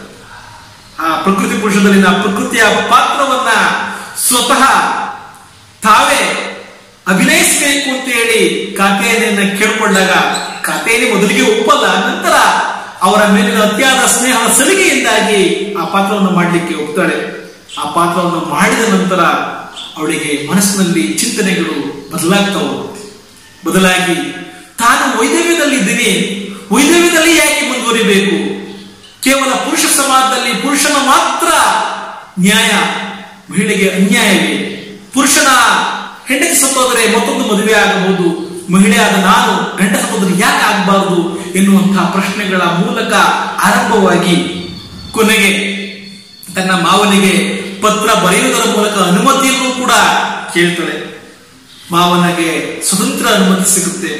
ಆದರೂ ಮತ್ತೊಮ್ಮೆ ತಾನು ವಿಧವೆಯಾಗಿ, ಅದರಲ್ಲೂ ವಂಶವನ್ನು ಬೆಳೆಸುವಂತಹ ವಿಧವೆಯಾಗಿ, ವಂಶದಲ್ಲಿ ಇರುವಂತಹ ಒಬ್ಬ ಕೊಂಬೆಯಾಗಿ ನಾನು ಈ ಒಂದು ಕಾರ್ಯವನ್ನು ಮಾಡಿದ್ರೆ ಸಮಾಜ ಉಪ್ಪಲವನ್ನು ಬಾಹಿರವಾಗುತ್ತೆ ಅನ್ನುವಂತಹ ಗೊಂದಲ ಅವಳಿಗೆ ಉಂಟಾಗುತ್ತೆ. ಕೊನೆಗೆ ತಾನು ಮಾಡಿದ ತಪ್ಪು ಅಂತ ಮಾವನ ಬಳಿ ಕ್ಷಮೆಯನ್ನೂ ಕೇಳ್ತಾಳೆ. ಆದರೆ ತನ್ನ ಮನಸ್ಸಿನ ಮನೋದೈಹಿಕ ವಾಂಚಲ್ಯದ ತಲ್ಲಣಗಳ ಜೊತೆಯಲ್ಲಿ ಚಿಂತನೆಗಳು ಅವಳನ್ನ ಮತ್ತೊಮ್ಮೆ ಮನೆ ಬಿಟ್ಟು ಹೋಗುವಂತೆ ಮಾಡುತ್ತೆ. ಅಲ್ಲಿ ರಾಜರಾಯರು ಕಡಿಮೆಯನ್ನ ಪ್ರಕೃತಿಯನ್ನ ತುಂಬಾ ಹಚ್ಚಿಕೊಂಡು ಕಾತ್ಯಾಯನಿಯನ್ನ ತುಂಬಾ ಪ್ರೀತಿಸಿ ಮದುವೆಯನ್ನೇ ಅವದೇ ಬೇಡ ಎಂದುಕೊಂಡಂತಹ ದಿಟ್ಟ ನಿರ್ಧಾರದ ಆಧುನಿಕ ಪುರುಷನಾಗಿ ಕೊನೆಗೆ ಕಾತ್ಯಾಯನಿ ನೋಡಿದ ನಂತರ ಯಾಕೆ ಮದುವೆ ಆಗಬಾರದು ಎನ್ನುವಂತಹ ನಿರ್ಧಾರವನ್ನು ಬದಲಿಸಿ ಕೇಳಿದಂತಹ ಒಂದು ಪುರುಷ. ಕೊನೆಗೆ ಇಬ್ಬರ ಮದುವೆಯಾಗುತ್ತೆ. ಮದುವೆಯಾದ ನಂತರ ಪ್ರೀತಿಯ ಒಂದು ಭಾವದ ಆಲಿಂಗನದಲ್ಲಿ ಇಬ್ಬರು ಮೈಮರೆತಿದ್ದು ತುಂಬಾ ಸುಖದ ಉತ್ಪನ್ನದಲ್ಲಿ ಇರ್ತಾರೆ. ಹೀಗೆ ದಿನಗಳದಂತೆ ಕಾತ್ಯಾಯನಿಗೆ ತನ್ನ ಮಗು ಚೀನಿಯನ್ನು ಕರೆದುಕೊಂಡು ಬರುವಂತಹ ಒಂದು ಆಸೆ ಆಗುತ್ತೆ. ಅದನ್ನು ಕೂಡ ಯಾವುದೇ ರೀತಿಯಲ್ಲಿ ಬೇಸರ ಮಾಡಿಕೊಳ್ಳದೆ ಒಪ್ಪಿಕೊಂಡಂತಹ ರಾಜರಾಯರ ಪ್ರೀತಿ ಇನ್ನೂ ಅನನ್ಯ ಅಂತ ಅವಳಿಗೆ ಅನಿಸ್ತಾ ಹೋಗುತ್ತೆ. ಕೊನೆಗೆ ಮಗುವನ್ನ ಕರ್ಕೊಂಡು ಬರುವಾಗ ತನ್ನ ಮಾವನಾದಂತಹ ಶ್ರೀನಿವಾಸ ಹೋತ್ರಿಯರೊಂದಿಗೆ ನಡೆದಂತಹ ಒಂದು ವಂಶ ವೃಕ್ಷದ ಚಿಂತನೆ, ವಂಶೋದ್ಧಾರದ ಕಲ್ಪನೆ, ವಂಶ ಬೀಜದ ಮಂತ್ರದ ಆಧ್ಯಾತ್ಮ ವರ್ಣನೆಗಳು ಇಬ್ಬರ ನಡುವೆಯಲ್ಲಿ ವಿಶಿಷ್ಟವಾಗಿ ನಡೀತಾ ಹೋಗುತ್ತೆ. ಅಲ್ಲಿ ವಂಶವನ್ನು ನಾವು ದಾನನೂ ಮಾಡಂಗಿಲ್ಲ, ಭಿಕ್ಷೆಯನ್ನು ಬೇಡಂಗಿಲ್ಲ. ವಂಶ ಬೀಜದ ಯಾವುದೇ ಒಂದು ಕ್ಷೇತ್ರವನ್ನು ನನಗಾಗಲಿ ಮುದುಕಿಯ ದುಃಖಕ್ಕಾಗಲಿ ಸಾಧ್ಯವೇ ಇಲ್ಲ. ಎಲ್ಲವನ್ನ ತಿಳಿದಿದೆಯಾ, ನಿನ್ನ ವಂಶವನ್ನ ಆ ನಂತರದಲ್ಲಿ ಆ ವಂಶದಲ್ಲಿ ಬೆಳೆಸಬಹುದು, ಆದರೆ ಈ ವಂಶಕ್ಕೆ ಇರುವುದು ಈ ಚೀನಿ ಒಬ್ಬನೇ ಕುಡಿ ಎಂದು ಹೇಳಿ ಇಷ್ಟೆಲ್ಲ ಹೇಳಿದೀನಿ. ನಿನ್ನ ಸ್ವತಂತ್ರ, ನಿನಗೆ ಕರೆದುಕೊಂಡು ಹೋಗಲೇಬೇಕು ಅಂತ ಅನ್ಸಿದ್ರೆ ಚೀನಿಯನ್ನು ಕರ್ಕೊಂಡು ಹೋಗುವಂತ ಶ್ರೀನಿವಾಸ ಹೋತ್ರಿ ನಿರ್ಧಾರವನ್ನು ಹೇಳಿದರು. ಆದರೆ ಮನಸ್ಸಿಗೆ ಏನು ಬರುತ್ತೋ ಗೊತ್ತಿಲ್ಲ. ವಂಶೋದ್ಧಾರಕ್ಕಾಗಿ ಇಲ್ಲಿರ್ಲಿ ಚೀನಿಗೆ, ಕೊನೆಗಾಲದಲ್ಲಿ ತಾತನಿಗೆ ಅಜ್ಜಿಗೆ ಆಶ್ರಯವಾಗಿರ್ಲಿ ಅಂತ ಹೇಳಿ ವಾಪಸ್ಸು ಹೊರಟೋಗ್ತಾಳೆ. ವಾಪಸ್ಸು ಹೋಗುವಾಗಲೂ ಅಷ್ಟೇ ಆತ್ಮಹತ್ಯೆ ಮಾಡಿಕೊಳ್ಳುವಂತಹ ಒಂದು ದೌರ್ಬಲ್ಯ ಕಾತ್ಯಾಯನಿಗೆ ಬರುತ್ತೆ, ಪ್ರಕೃತಿಗೆ ಬರುತ್ತೆ. ಬಂದಾಗ ಮತ್ತೆ ಆ ಪುರುಷ ಆ ಪ್ರಕೃತಿಯನ್ನು ಉಳಿಸುವಂತಹ ಸನ್ನಿವೇಶ ಆ ಒಂದು ಕಪಿಲೆ ನದಿಯ ದಡದಲ್ಲಿ ನಡೀತಾ ಹೋಗುತ್ತೆ. ನಂತರ ಜೀವನ ಸಾಗ್ತಾ ಹೋಗುತ್ತೆ. ಜೀವನ ಸಾಗ್ತಾ ಹೋಗ್ಬೇಕಾದ್ರೆ ಮನೋದೈಹಿಕ ಚಿಂತನೆಗಳು, ಮನೋದೇಹದ ಮಾನಸಿಕ ತಲ್ಲಣಗಳು ಹೇಗೆ ಒಬ್ಬ ವ್ಯಕ್ತಿಯನ್ನ ವಿನಾಶಕ್ಕೆ ಕೊಂಡೊಯ್ಯುತ್ತೇನದು ಆ ಕಾತ್ಯಾಯನಿಯ ಪಾತ್ರದ ಮೂಲಕ ಭೈರಪ್ಪನವರು ಇದರೊಳಗೆ ಗುಣಪಡಿಸಿದ್ದಾರೆ. ಮೊದಲಿಗೆ ಅವಳು ಚಿಂತನೆಯನ್ನ ಮಾಡ್ತಾಳೆ. ನಾನು ಮುಂಚೆ ನಂಜುಂಡ ಹೋತ್ರೆಯ ಬಳಿಯಲ್ಲಿ ಗರ್ಭಿಣಿಯ ಸಂದರ್ಭದಲ್ಲಿ ಯಾವ ವೈದ್ಯಕೀಯ ಉಪಚಾರವೂ ಇರಲಿಲ್ಲ, ಹಾರೈಕೆ ಇರಲಿಲ್ಲ. ಉತ್ತಮವಾಗಿ ಯಾವುದೋ ಒಂದು ಕಷಾಯವನ್ನು ಕೊಡದ ನಂತರ ಸುಲಭವಾದ ಹೆರಿಗೆಯ ಮೂಲಕ ವಂಶದ ಉದ್ಧಾರ ಆಗಿತ್ತು. ಹೆರಿಗೆಯೂ ಕೂಡ ಸುಲಭವಾಗಿತ್ತು. ಆದರೆ ಇಲ್ಲಿ 3 ಬಾರಿ ನಾನು ಗರ್ಭಧಾರಣೆಯನ್ನು ಮಾಡಿದ್ದೀನಿ. ಗರ್ಭ ಧರಿಸಿದರೂ ಕೂಡ ಆ ಗರ್ಭ ಶಾಶ್ವತವಾಗಿದೆ, ಏನಿದರ ಗುಟ್ಟು, ಏನಿದರ ಪಾಪ ಪ್ರಜ್ಞೆ ಎನ್ನುವಂತಹ ಚಿಂತನೆಗಳು ಆರಂಭವಾಗುತ್ತದೆ. ಆಗ ಅವಳಿಗೆ ತನ್ನ ಕಾರ್ಯದ ಮೇಲಿನ ಪಾಪದ ಪ್ರಜ್ಞೆ ಆರಂಭವಾಗುತ್ತೆ. ನಾನು ವಯಸ್ಸಾದ ಮುದುಕರಿಗೆ ಅಥವಾ ಒಂದು ವಂಶಕ್ಕೆ ಮಾಡಿದ ಅಪಕಾರವೇನೋ, ಅಪಚಾರವೇನೋ ಎನ್ನುವ ರೀತಿಯಲ್ಲಿ ಚಿಂತನೆಗಳು ಕಾಡ್ತಾ ಹೋಗಿ ಅವಳ ದೈಹಿಕ ಬೆಳವಣಿಗೆಯೂ ಕೂಡ ಕುಂಠಿತವಾಗಿ ತುಂಬಾ ಮಾನಸಿಕವಾಗಿ ಅಧಃಪತನಕ್ಕೆ ಈಡಾಗ್ತದೆ. ಹೀಗೆ ಹಾಕ್ತಾ 3 ಬಾರಿ ಗರ್ಭಪಾತವಾದರೂ ಕೂಡ ಇಲ್ಲಿ ರಾಜರಾಯರು ಕೂಡ ಜಗ್ಗೋದಿಲ್ಲ. ಮಾನಸಿಕವಾಗಿ ಸ್ವಲ್ಪ ಕುಗ್ಗಿದಂತೆ ಅನಿಸಿದ್ರು ಕೂಡ ಜೀವನದ ಮುಂದೆ ಜಗ್ಗೋದಿಲ್ಲ. ಆದರೆ ಕಾತ್ಯಾಯಿನಿ ಸಂಪೂರ್ಣವಾಗಿ ಕುಗ್ಗಿ ಹೋಗುವಂತಹ ಮನಸ್ಥಿತಿಯನ್ನ ಪಡ್ಕೊಂಡಿರ್ತಾರೆ. ಕೊನೆಗೆ ಚೀನಿ ಕಾಲೇಜಿಗೆ ದೊಡ್ಡವರಾದ ಮೇಲೆ ಇವರು ಪಾಠ ಮಾಡುತ್ತಿದ್ದಂತಹ ಕಾತ್ಯಾಯಿನಿಯೇ ಉಪಾಧ್ಯಾಯನೇ ಆಗಿರ್ತಾರೆ. ಆ ಪಾಠ ಮಾಡುತ್ತಿರುವಂತಹ ಕಾಲೇಜಿಗೆ ಬಂದ ನಂತರ ಅವನ ಹೆಸರು ನಂಜುಂಡು ಹೋತ್ರಿ ಎನ್ನುವಂತಹ ಒಂದು ಹೆಸರನ್ನ ಕೇಳ್ತಿದ್ದಂಗೆ, ಚೀನಿ ಹೋತ್ರಿ ಎನ್ನುವಂತ ಹೆಸರನ್ನ ಕೇಳ್ತಿದ್ದಂಗೆ ಅವಳಿಗೆ ಮನಸ್ಸಿನಲ್ಲಿ ಒಂದು ರೀತಿಯ ವಿಭಿನ್ನವಾದಂತಹ ಹೊಸ ಉತ್ಸಾಹ ಉಲ್ಲಾಸಗಳು ಆರಂಭವಾಗುತ್ತವೆ.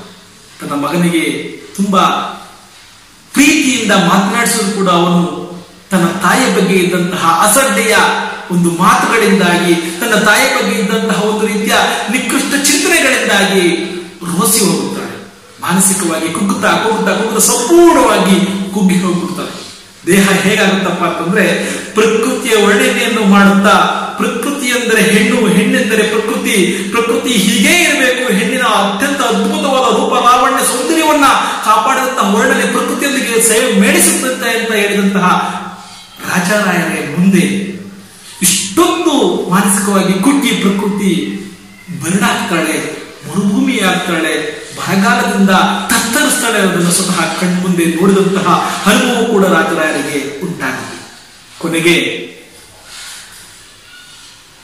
ತನ್ನ ಮಾವ ಶ್ರೀನಿವಾಸ ಹೋತ್ರಿಯ ಬಳಿಯಲ್ಲಿ ಕ್ಷಮೆನಾದ್ರೂ ಕೇಳಬೇಕು ಅಂತ ಅನಿಸುವಂತಹ ಚಿಂತನೆ ನಡೆಯುವಾಗ ಸಂಪೂರ್ಣವಾಗಿ ಕುಗ್ಗಿದಂತಹ ಕಾತ್ಯಾಯಿನಿ ಸಾವನ್ನಪ್ತಾರೆ. ಸಾವನ್ನಪ್ಪುವ ಮುಂಚೆ ಅವಳಿಗೆ ಸಿಕ್ಕಂತಹ ಪುಣ್ಯ ಏನಪ್ಪಾ ಅಂದ್ರೆ ತನ್ನ ಅರಿವಿನ, ತನ್ನ ಜೀವನದ ಮೂಲ ಚಿಂತನೆಯ ವಾಸ್ತವ್ಯದ ಬೆಲೆ ತನ್ನ ಮಾವರಾದಂತಹ ಶ್ರೀನಿವಾಸ ಹೋತ್ರಿಯವರಿಗೆ ಮತ್ತು ತನ್ನ ಪ್ರೀತಿಯ ಮಗನಾದಂತಹ ಚೀನಿಗೆ ಕಡೆಗಾಲದಲ್ಲಿ ಆಗುತ್ತೆ. ಆ ಆಗುವ ಸಮಯದಲ್ಲೇ ಅವಳ ಸಂಪೂರ್ಣ ಬದುಕು ಅಂತಿಮವಾಗಿ ಕಣ್ಣಿನ ಮುಂದೆ ದೃಶ್ಯದಂತೆ ಗೋಚರಿಸಿರುತ್ತೆ. ಅಲ್ಲಿಗೆ ಅವಳ ಅಂತ್ಯ ಆಗ್ತವೆ. ನೋಡಿ, ಇಲ್ಲಿ ಈ ಪಾತ್ರಗಳನ್ನ ಭೈರಪ್ಪನವರು ಎಷ್ಟು ವಿಭಿನ್ನವಾಗಿ ವರ್ಣಿಸಿದ್ದಾರೆ. ಪ್ರಕೃತಿಯೊಂದಿಗೆ ಪುರುಷನೊಂದಿಗೆ ಪ್ರಕೃತಿಯನ್ನು ಇಡುವಾಗ ಪ್ರಕೃತಿಯ ಸಹಧರ್ಮಿಣಿಯ ಸಮನ್ವಯ ಚಿಂತನೆ, ಪುರುಷನ ಸ್ವಾರ್ಥದ ಜೊತೆಗೆ ಪುರುಷನ ಆಧುನಿಕತೆಯ ಆಕರ್ಷಣೆಯ ಚಿಂತನೆ, ಈ ಎರಡನ್ನ ಒಟ್ಟಾಗಿ ಮೇಳೈಸಿ ಇಬ್ಬರ ನಡುವಿನ ಸಮನ್ವಯ ಇಲ್ಲ ಅಂದ್ರೆ ಯಾವ ರೀತಿಯ ಬದುಕು ದುರ್ಬಲವಾಗುತ್ತೆ ಅನ್ನೋದನ್ನ ಈ ಒಂದು ವಂಶವೃಕ್ಷದ 2 ಪಾತ್ರಗಳಲ್ಲಿ ತಿಳಿಸ್ತಾ ಹೋಗ್ತಾರೆ. ನಿಜವಾಗಿ ಕೂಡ ಈ ಒಂದು ವಂಶವೃಕ್ಷ ಕಾದಂಬರಿಯ ಮೂಲವಾದಂತಹ ಚಿಂತನೆಗಳು ಎಲ್ಲ ಕಡೆ ಬೆಳವಣಿಗೆ ಹೊಂದುವಂತದ್ದೇ 2 ಪಾತ್ರದ ಮೂಲಕ.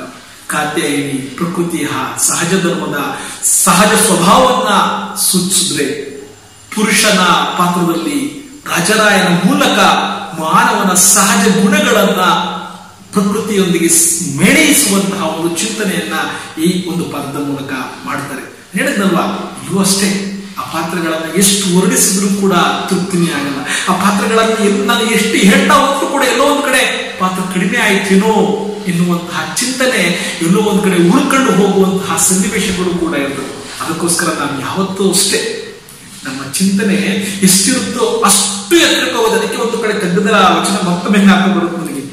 ನಿನ್ನ ಕಣ್ ಕಿವಿ ಮನಗಳರಿವಷ್ಟು ನಿನ್ನ ಜಗ, ನಿನ್ನ ನಗಿಸುವ ಅಳಿಸುವ ಎಲ್ಲ ನಿನ್ನಂಶ, ಉನ್ನತಿಗೆ ನೀನೇರಿದಂತೆ ಜಗ ವಿಸ್ತರಿಸಿ ಸಣ್ಣತನ ಸವಿಯುವುದು ಮಂಕುತಿಮ್ಮ ಎನ್ನುವಂತೆ ಎಲ್ಲ ಪಾತ್ರಗಳ ಸಣ್ಣತನ ಸವಿಯುವಂತಹ ಕಾರ್ಯ ಉನ್ನತಿಗೆ ಹೋದಾಗ ಆಗುತ್ತೆ ಅಂತ ಈ ಒಂದು ವಂಶವೃಕ್ಷದ ಕಾದಂಬರಿಯಲ್ಲಿ ಪ್ರತಿಯೊಂದು ಪಾತ್ರದಲ್ಲಿ ಕೂಡ ಭೈರಪ್ಪನವರು ಹಿಡಿದಿಟ್ಟಿದ್ದಾರೆ. ಅದರಲ್ಲೂ ವಿಶೇಷವಾಗಿ ಕಾತ್ಯಾಯಿನಿ ಮತ್ತು ಈ ಒಂದು ರಾಜರಾಯನ ಪಾತ್ರದ ಮೂಲಕ ಪ್ರಕೃತಿ ಮತ್ತು ಪುರುಷನ ಸಂಭಾಷಣಾ ಸಮನ್ವಯದ ಮೂಲಕ ನಮ್ಗೆಲ್ಲರಿಗೂ ಉಣಬಡಿಸಿದ್ದಾರೆ. ಆ ಪಾತ್ರಗಳನ್ನು ಸೃಷ್ಟಿಸಿದಂತಹ ಅವರಿಗೆ ಮತ್ತೊಮ್ಮೆ ನನ್ನ ಕರಗಳು ಗಮನವನ್ನ ಸಲ್ಲಿಸ್ತಾ ಇದೆ. ಈಗ ಮತ್ತೊಮ್ಮೆ ಮುಂದಿನ ಪ್ರಶ್ನೆಗಳ ಕಡೆಗೆ ಗಮನ ಕೊಡೋಣ. ಸದಾಶಿವರಾಯರು, ನಾಗರತ್ನ ಹಾಗೂ ಕರುಣಾರತ್ನೆ ಈ ಮೂರು ಪಾತ್ರಗಳು ಐತಿಹಾಸಿಕ ಸಂಗ್ರಹ ಸೃಷ್ಟಿಯ ಹಿನ್ನೆಲೆಯಲ್ಲಿ ಈ ಕಾದಂಬರಿಯೊಳಗೆ ಹೇಗೆ ಜೀವಂತವಾಗಿದೆ? ಪಾತ್ರಗಳ ಮುಖೇನ ವಿಶ್ಲೇಷಿಸಬಹುದು ಸರ್? ನೀವು ಇನ್ನೊಂದು ಪ್ರಶ್ನೆಗಳನ್ನ ಕೇಳಿದ್ದೀರ.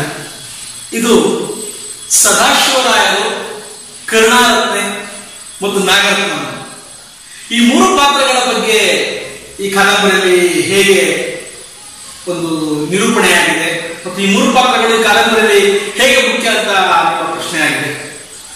ಇದಕ್ಕೆ ನನ್ನ ಉತ್ತರ ಹೇಳೋದ್ರಿಂದ ಮುಂಚೆ ನಾನು ಮತ್ತೆ ಡಿ.ವಿ.ಜಿರವರ ಕಗ್ಗವನ್ನೇ ಹೇಳಲಿಕ್ಕೆ ಇಷ್ಟಪಡ್ತಾ ಇದ್ದೀನಿ.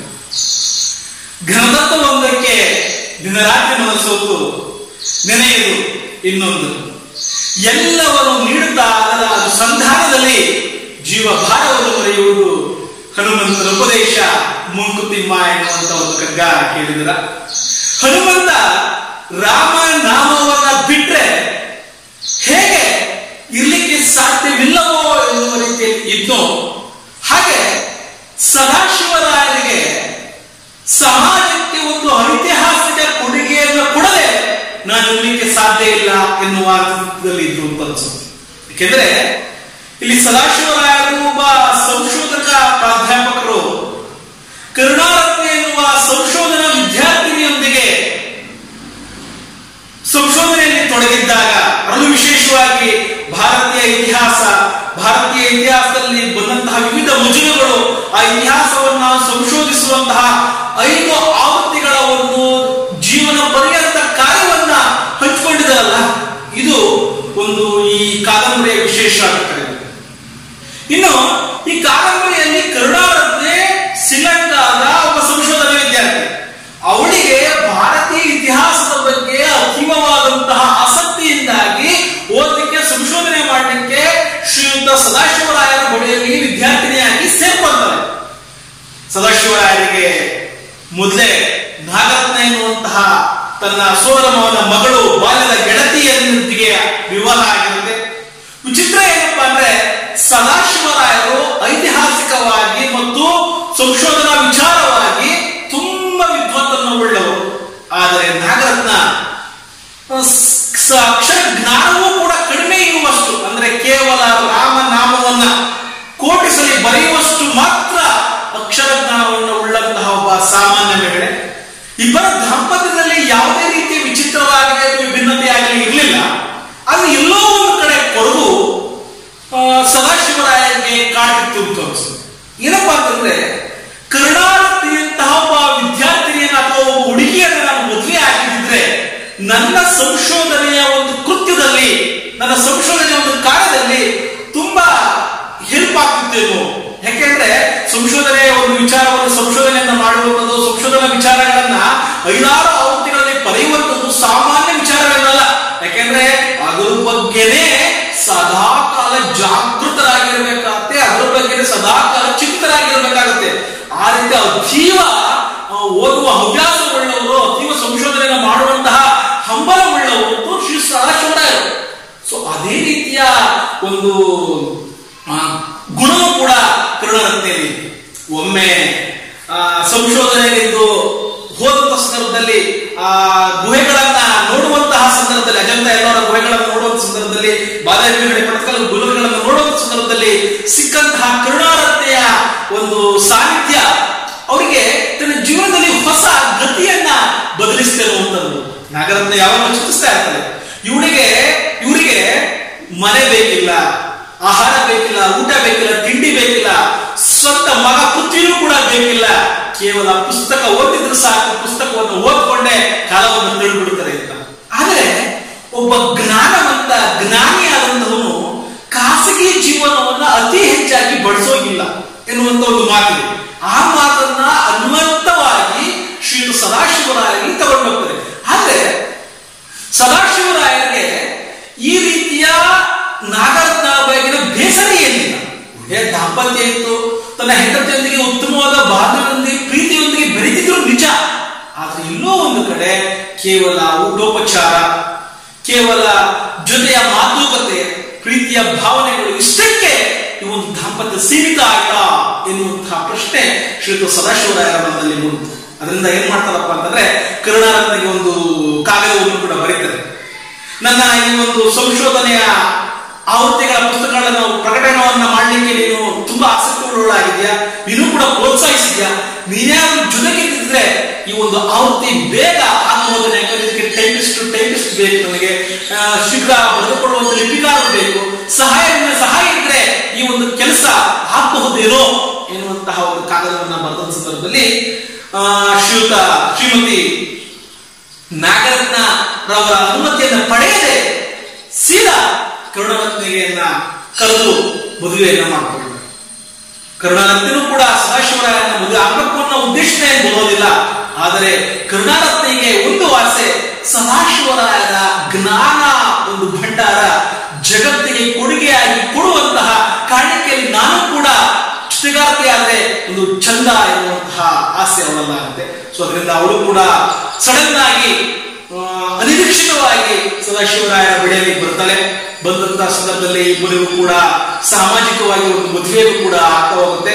ನಾಗರತ್ನರ ಅಭಿಪ್ರಾಯವನ್ನ ನೇರವಾಗಿ ಸದಾಶಿವರಾಯರು ಕೇಳಿಲ್ಲ ಅಂದ್ರೂ ಕೂಡ ತಮ್ಮ ರಾಜರಾಯರಿಂದ ಕೇಳಿದ್ರು ಕೂಡ ನೇರವಾದ ಅನುಮತಿ ಇಲ್ಲದೆ ಕೂಡ ಮದುವೆ ಆಗೋಗುತ್ತೆ. ಮದುವೆ ಆದ ತಕ್ಷಣ ಕರುಣಾರತ್ನೆ ಮತ್ತು ಶ್ರೀಯುತ ಸದಾಶಿವರಾಯರು ನಿರಂತರವಾಗಿ ಆ ಒಂದು ಸಂಶೋಧನಾ ಕಾಲದಲ್ಲಿ ತೊಡಗಿಕೊಂಡು ಹಾಗೆ ಎಷ್ಟು ಕ್ಷೀಣವಾಗುತ್ತಪ್ಪ ಶ್ರೀ ಸದಾಶಿವರಾಯರು ಅಂತಂದ್ರೆ ಕೇವಲ ಜ್ಞಾನವನ್ನ ಬಿಟ್ಟರೆ, ಸಂಶೋಧನೆಯನ್ನ ಮಾಡೋದನ್ನ ಬಿಟ್ಟರೆ ಬೇರೆ ಒಂದು ಮಾತೇ ಇಲ್ಲ ಅವರಲ್ಲಿರಲಿಲ್ಲ.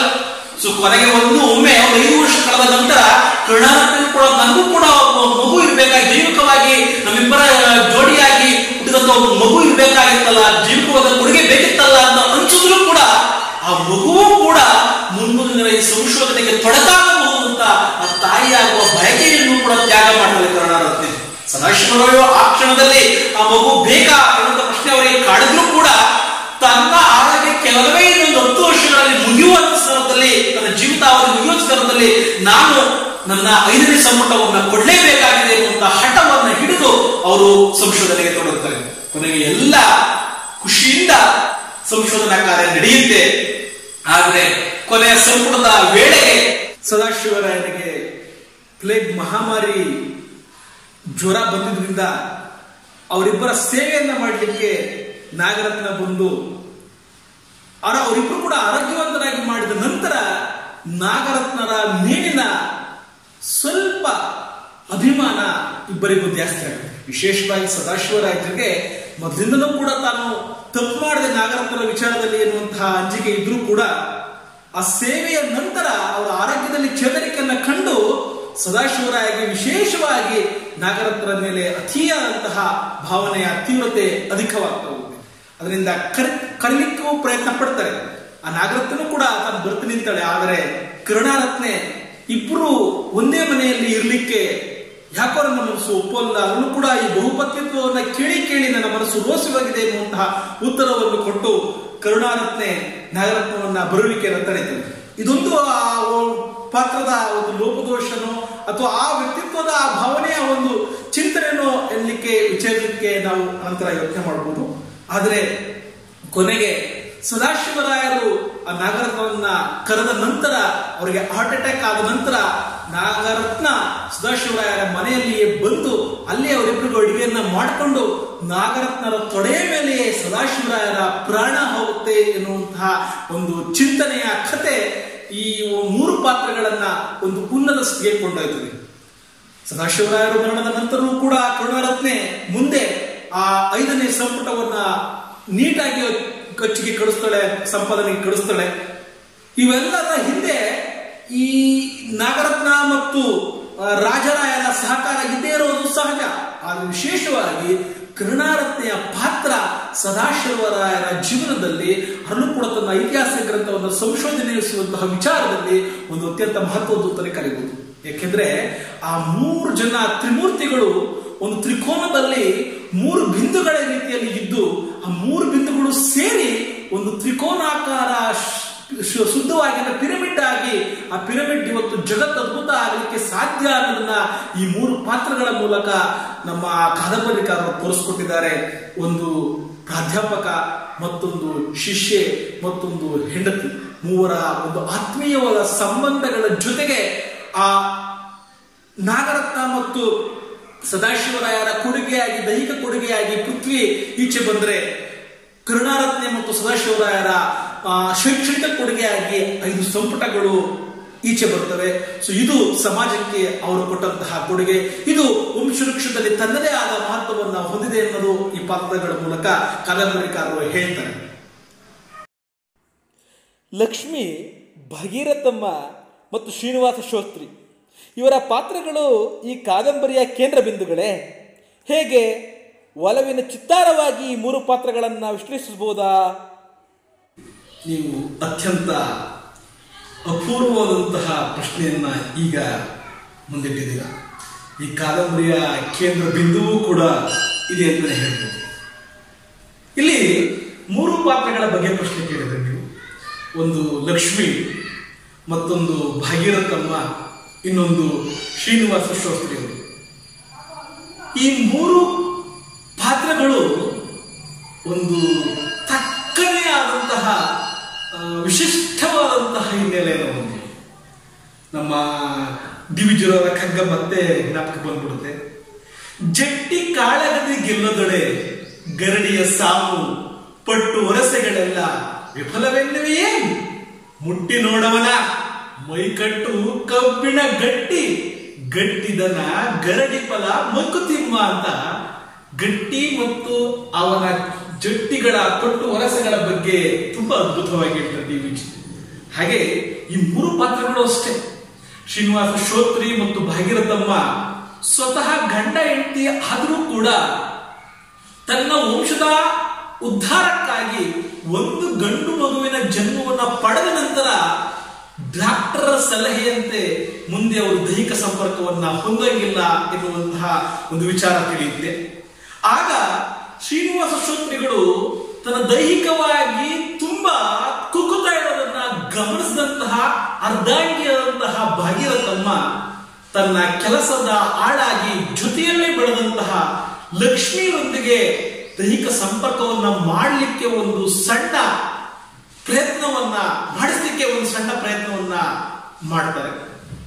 ಆಗ ಆ ಭಾಗೀರಥಮ್ಮನ ಮನಸ್ಸಿನಲ್ಲಿ ಉಂಟಾದಂತಹ ಕ್ಲೇಶಗಳು, ತಲ್ಲಣಗಳು, ಒಂದು ರೀತಿ ವಿಚಿತ್ರ ಅನುಭವಗಳು, ಅದೇ ರೀತಿ ಲಕ್ಷ್ಮಿಯಲ್ಲಿ ಇದ್ದಂತಹ ಆಸೆಗಳು. ಯಾಕೆಂದ್ರೆ ಆಗ್ಲೇ ಅವಳು ಗಂಡನನ್ನ ಕಳ್ಕೊಂಡಿದ್ದಾಳೆ, ವಿಧವೆ ಆಗಿದ್ದಾಳೆ, ಅವಳಿಗೆ ತನ್ನದೇ ಆದಂತಹ ದೈಹಿಕ ವಾಂಛನೆಗಳಿದೆ. ಸೊ ಆ ವಾಂಛನೆಗಳನ್ನ ಮೆಟ್ಟಿ ನಿಂತು ಶ್ರೀನಿವಾಸ ಶಾಸ್ತ್ರಿಗಳಿಗೋಸ್ಕರ ತನ್ನ ಜೀವನವನ್ನ ತ್ಯಾಗ ಮಾಡಿದ್ದಂತವಳು ಈಗ ಮತ್ತೆ ಆ ವ್ಯಕ್ತಿಯೊಂದಿಗೆ ಅವಳ ಹೆಂಡತಿಯ ಪೂರ್ಣ ಒಂದು ಪರ್ಮಿಷನ್ ಯೊಂದಿಗೆ ನಡೀತಾ ಇರುವಂತಹ ಆಸೆಯ ಚಿಂತನೆಗಳು, ಇವೆರಡರ ಜೊತೆಗೆ ಮೊದಲಿಗೆ ಮದುವೆ ಆಯ್ಕೆನ ಮುಂಚಿನ ಶ್ರೀನಿವಾಸ ಶಾಸ್ತ್ರಿಗಳಿಗೆ ಲಕ್ಷ್ಮಿಯ ಸೌಂದರ್ಯವನ್ನು ಕಂಡು ನನ್ನ ಹೆಂಡತಿ ಕೂಡ ಹೀಗೆ ಇದ್ರೆ ಚಂದ ಇರ್ತಲ್ಲ ಎನ್ನುವಂತಹ ಸಣ್ಣ ಒಂದು ಆಸೆ ಅವರ ಬಳಿಯಲ್ಲಿ ಸುಳಿದಾಡದಂತಹ ಒಂದು ಸನ್ನಿವೇಶದಲ್ಲಿ ಈಗ ಹೆಂಡತಿಯಿಂದಲೇ ಬಂದಂತಹ ಈ ಸಲಹೆ ಎಲ್ಲೋ ಒಂದು ಕಡೆ ಅವರಿಗೆ ರಸದ ಮರುಭೂಮಿಯಲ್ಲಿ ಓಯಾಸಿಸ್ ಬಂದುವ ರೀತಿಯಲ್ಲಿ ಅಥವಾ ಮಳೆಯ ಬರುವ ಸಿಡಿಲಿನ ರೀತಿಯಲ್ಲಿ ಅಥವಾ ಮಿಂಚಿನ ರೀತಿಯಲ್ಲಿ ಬಂದು ಹೋಗುತ್ತೆ. ಆದರೆ ಎಲ್ಲೋ ಒಂದು ಕಡೆ ತಾನು ಮನುಷ್ಯನಾಗಿ ಮನುಷ್ಯ ಜನ್ಮಕ್ಕೆ ಬಂದಂತಹ ಸಾರ್ಥಕತೆಯನ್ನ ಹೇಳ್ತಾ ತಾನು ತನ್ನ ಹೆಂಡತಿಗೆ ಭಾಗೀರಥಮ್ಮನವರಿಗೆ ಮೋಸ ಮಾಡುವುದು ಸರಿನೇ, ಲಕ್ಷ್ಮಿಯ ಜೊತೆಗೆ ಸಂಪರ್ಕವನ್ನು ಹೊಂದುವುದು ಸರಿನೇ, ಅಥವಾ ತನ್ನ ಮಾನವನ ನಿಜವಾದ ಮೂಲ ಉದ್ದೇಶ ಏನು, ನನ್ನ ಧರ್ಮ ಏನು, ಗೃಹಸ್ಥಾಶ್ರಮದ ನಿಜವಾದ ಸತ್ವ ಏನು ಎನ್ನುವುದನ್ನ ಆ ರಾತ್ರಿಯ ಆ ವೇಳೆಯಲ್ಲಿ ಚಿಂತನೆ ನಡೆಸ್ತಾರೆ. ಮೇಲ್ಭಾಗದ ಕೊಠಡಿಗೆ ಶ್ರೋತ್ರಿಯವರು ಹೊರಡ್ತಾರೆ. ಲಕ್ಷ್ಮಿಯು ಕೂಡ ಶ್ರೋತ್ರಿಯವರ ಆಗಮನವನ್ನ ನಿರೀಕ್ಷಿಸುತ್ತಲೇ ಇರ್ತಾಳೆ. ಕೆಳಭಾಗದಲ್ಲಿ ಭಾಗೀರಥಮ್ಮ ತನ್ನ ಮಗುವಿನ ಪಕ್ಕದಲ್ಲಿ ಮಲ್ಕೊಂಡು ಅದರ ಬಗ್ಗೆ ಚಿಂತನೆಗಳನ್ನ ನಡೆಸ್ತಾ ಕಣ್ಣೀರನ್ನ ಧಾರಾಕಾರಿಯಾಗಿ ಹರಿಸ್ತಾ ಇರ್ತಾಳೆ. ಆದರೆ ಮೇಲೆ ಆದಂತಹ ಆ ಒಂದು ಸತ್ಯ ಸಾಕ್ಷಾತ್ಕಾರ ಬೆಳಗಿನ ಜಾವದ ನಂತರ, ಲಕ್ಷ್ಮಿ ಹೇಳಿದ ನಂತರ ಭಾಗೀರಥಮ್ಮನಿಗೆ ಗೋಚರ ಆಗುತ್ತೆ. ಅಲ್ಲಿ ಏನಾಯ್ತು ಅಂದ್ರೆ ಶ್ರೀನಿವಾಸ ಶ್ರೋತ್ರಿಗಳ ಚಿಂತನೆಯ ಪಾದಿಯಲ್ಲಿ ನಡೆದಂತಹ ಸತ್ಯ ಏನಪ್ಪಾ ಅಂದ್ರೆ ವಂಶಕ್ಕೆ ಉದ್ಧಾರಕ್ಕೆ ಒಬ್ಬ ಮಗುವಿನ ಜನ್ಮ ಆಗಿದೆ.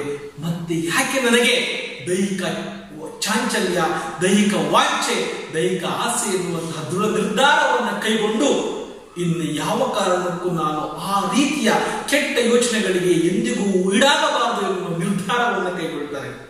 ಇದನ್ನ ಕೇಳಿದಂತಹ ಭಗೀರಥಮ್ಮ ಅಥವಾ ಭಾಗೀರಥಿ ಮುಂದಿನ ದಿನ ಬೆಳಗಿನ ಜಾವದಲ್ಲಿ ತನ್ನ ಪತಿಯ ಕಾಲಿಗೆ ನಮಸ್ಕರಿಸಿ, ಈ ರೀತಿಯ ಚಿಂತನೆ ನಿಜವಾಗ್ಲೂ ಕೂಡ ನಿಮ್ಮಲ್ಲಿ ಸಾಧ್ಯ ಇದೆಯಾ ಅನ್ನೋದೇ ನನ್ನ ಒಂದು ವಿಭಿನ್ನ ಚಿಂತನೆ ಅಂತ ಹೇಳ್ತಾ ಅವಳಿಗೆ ಪಾದಕ್ಕೆ ಎರಗ್ತಾನೆ.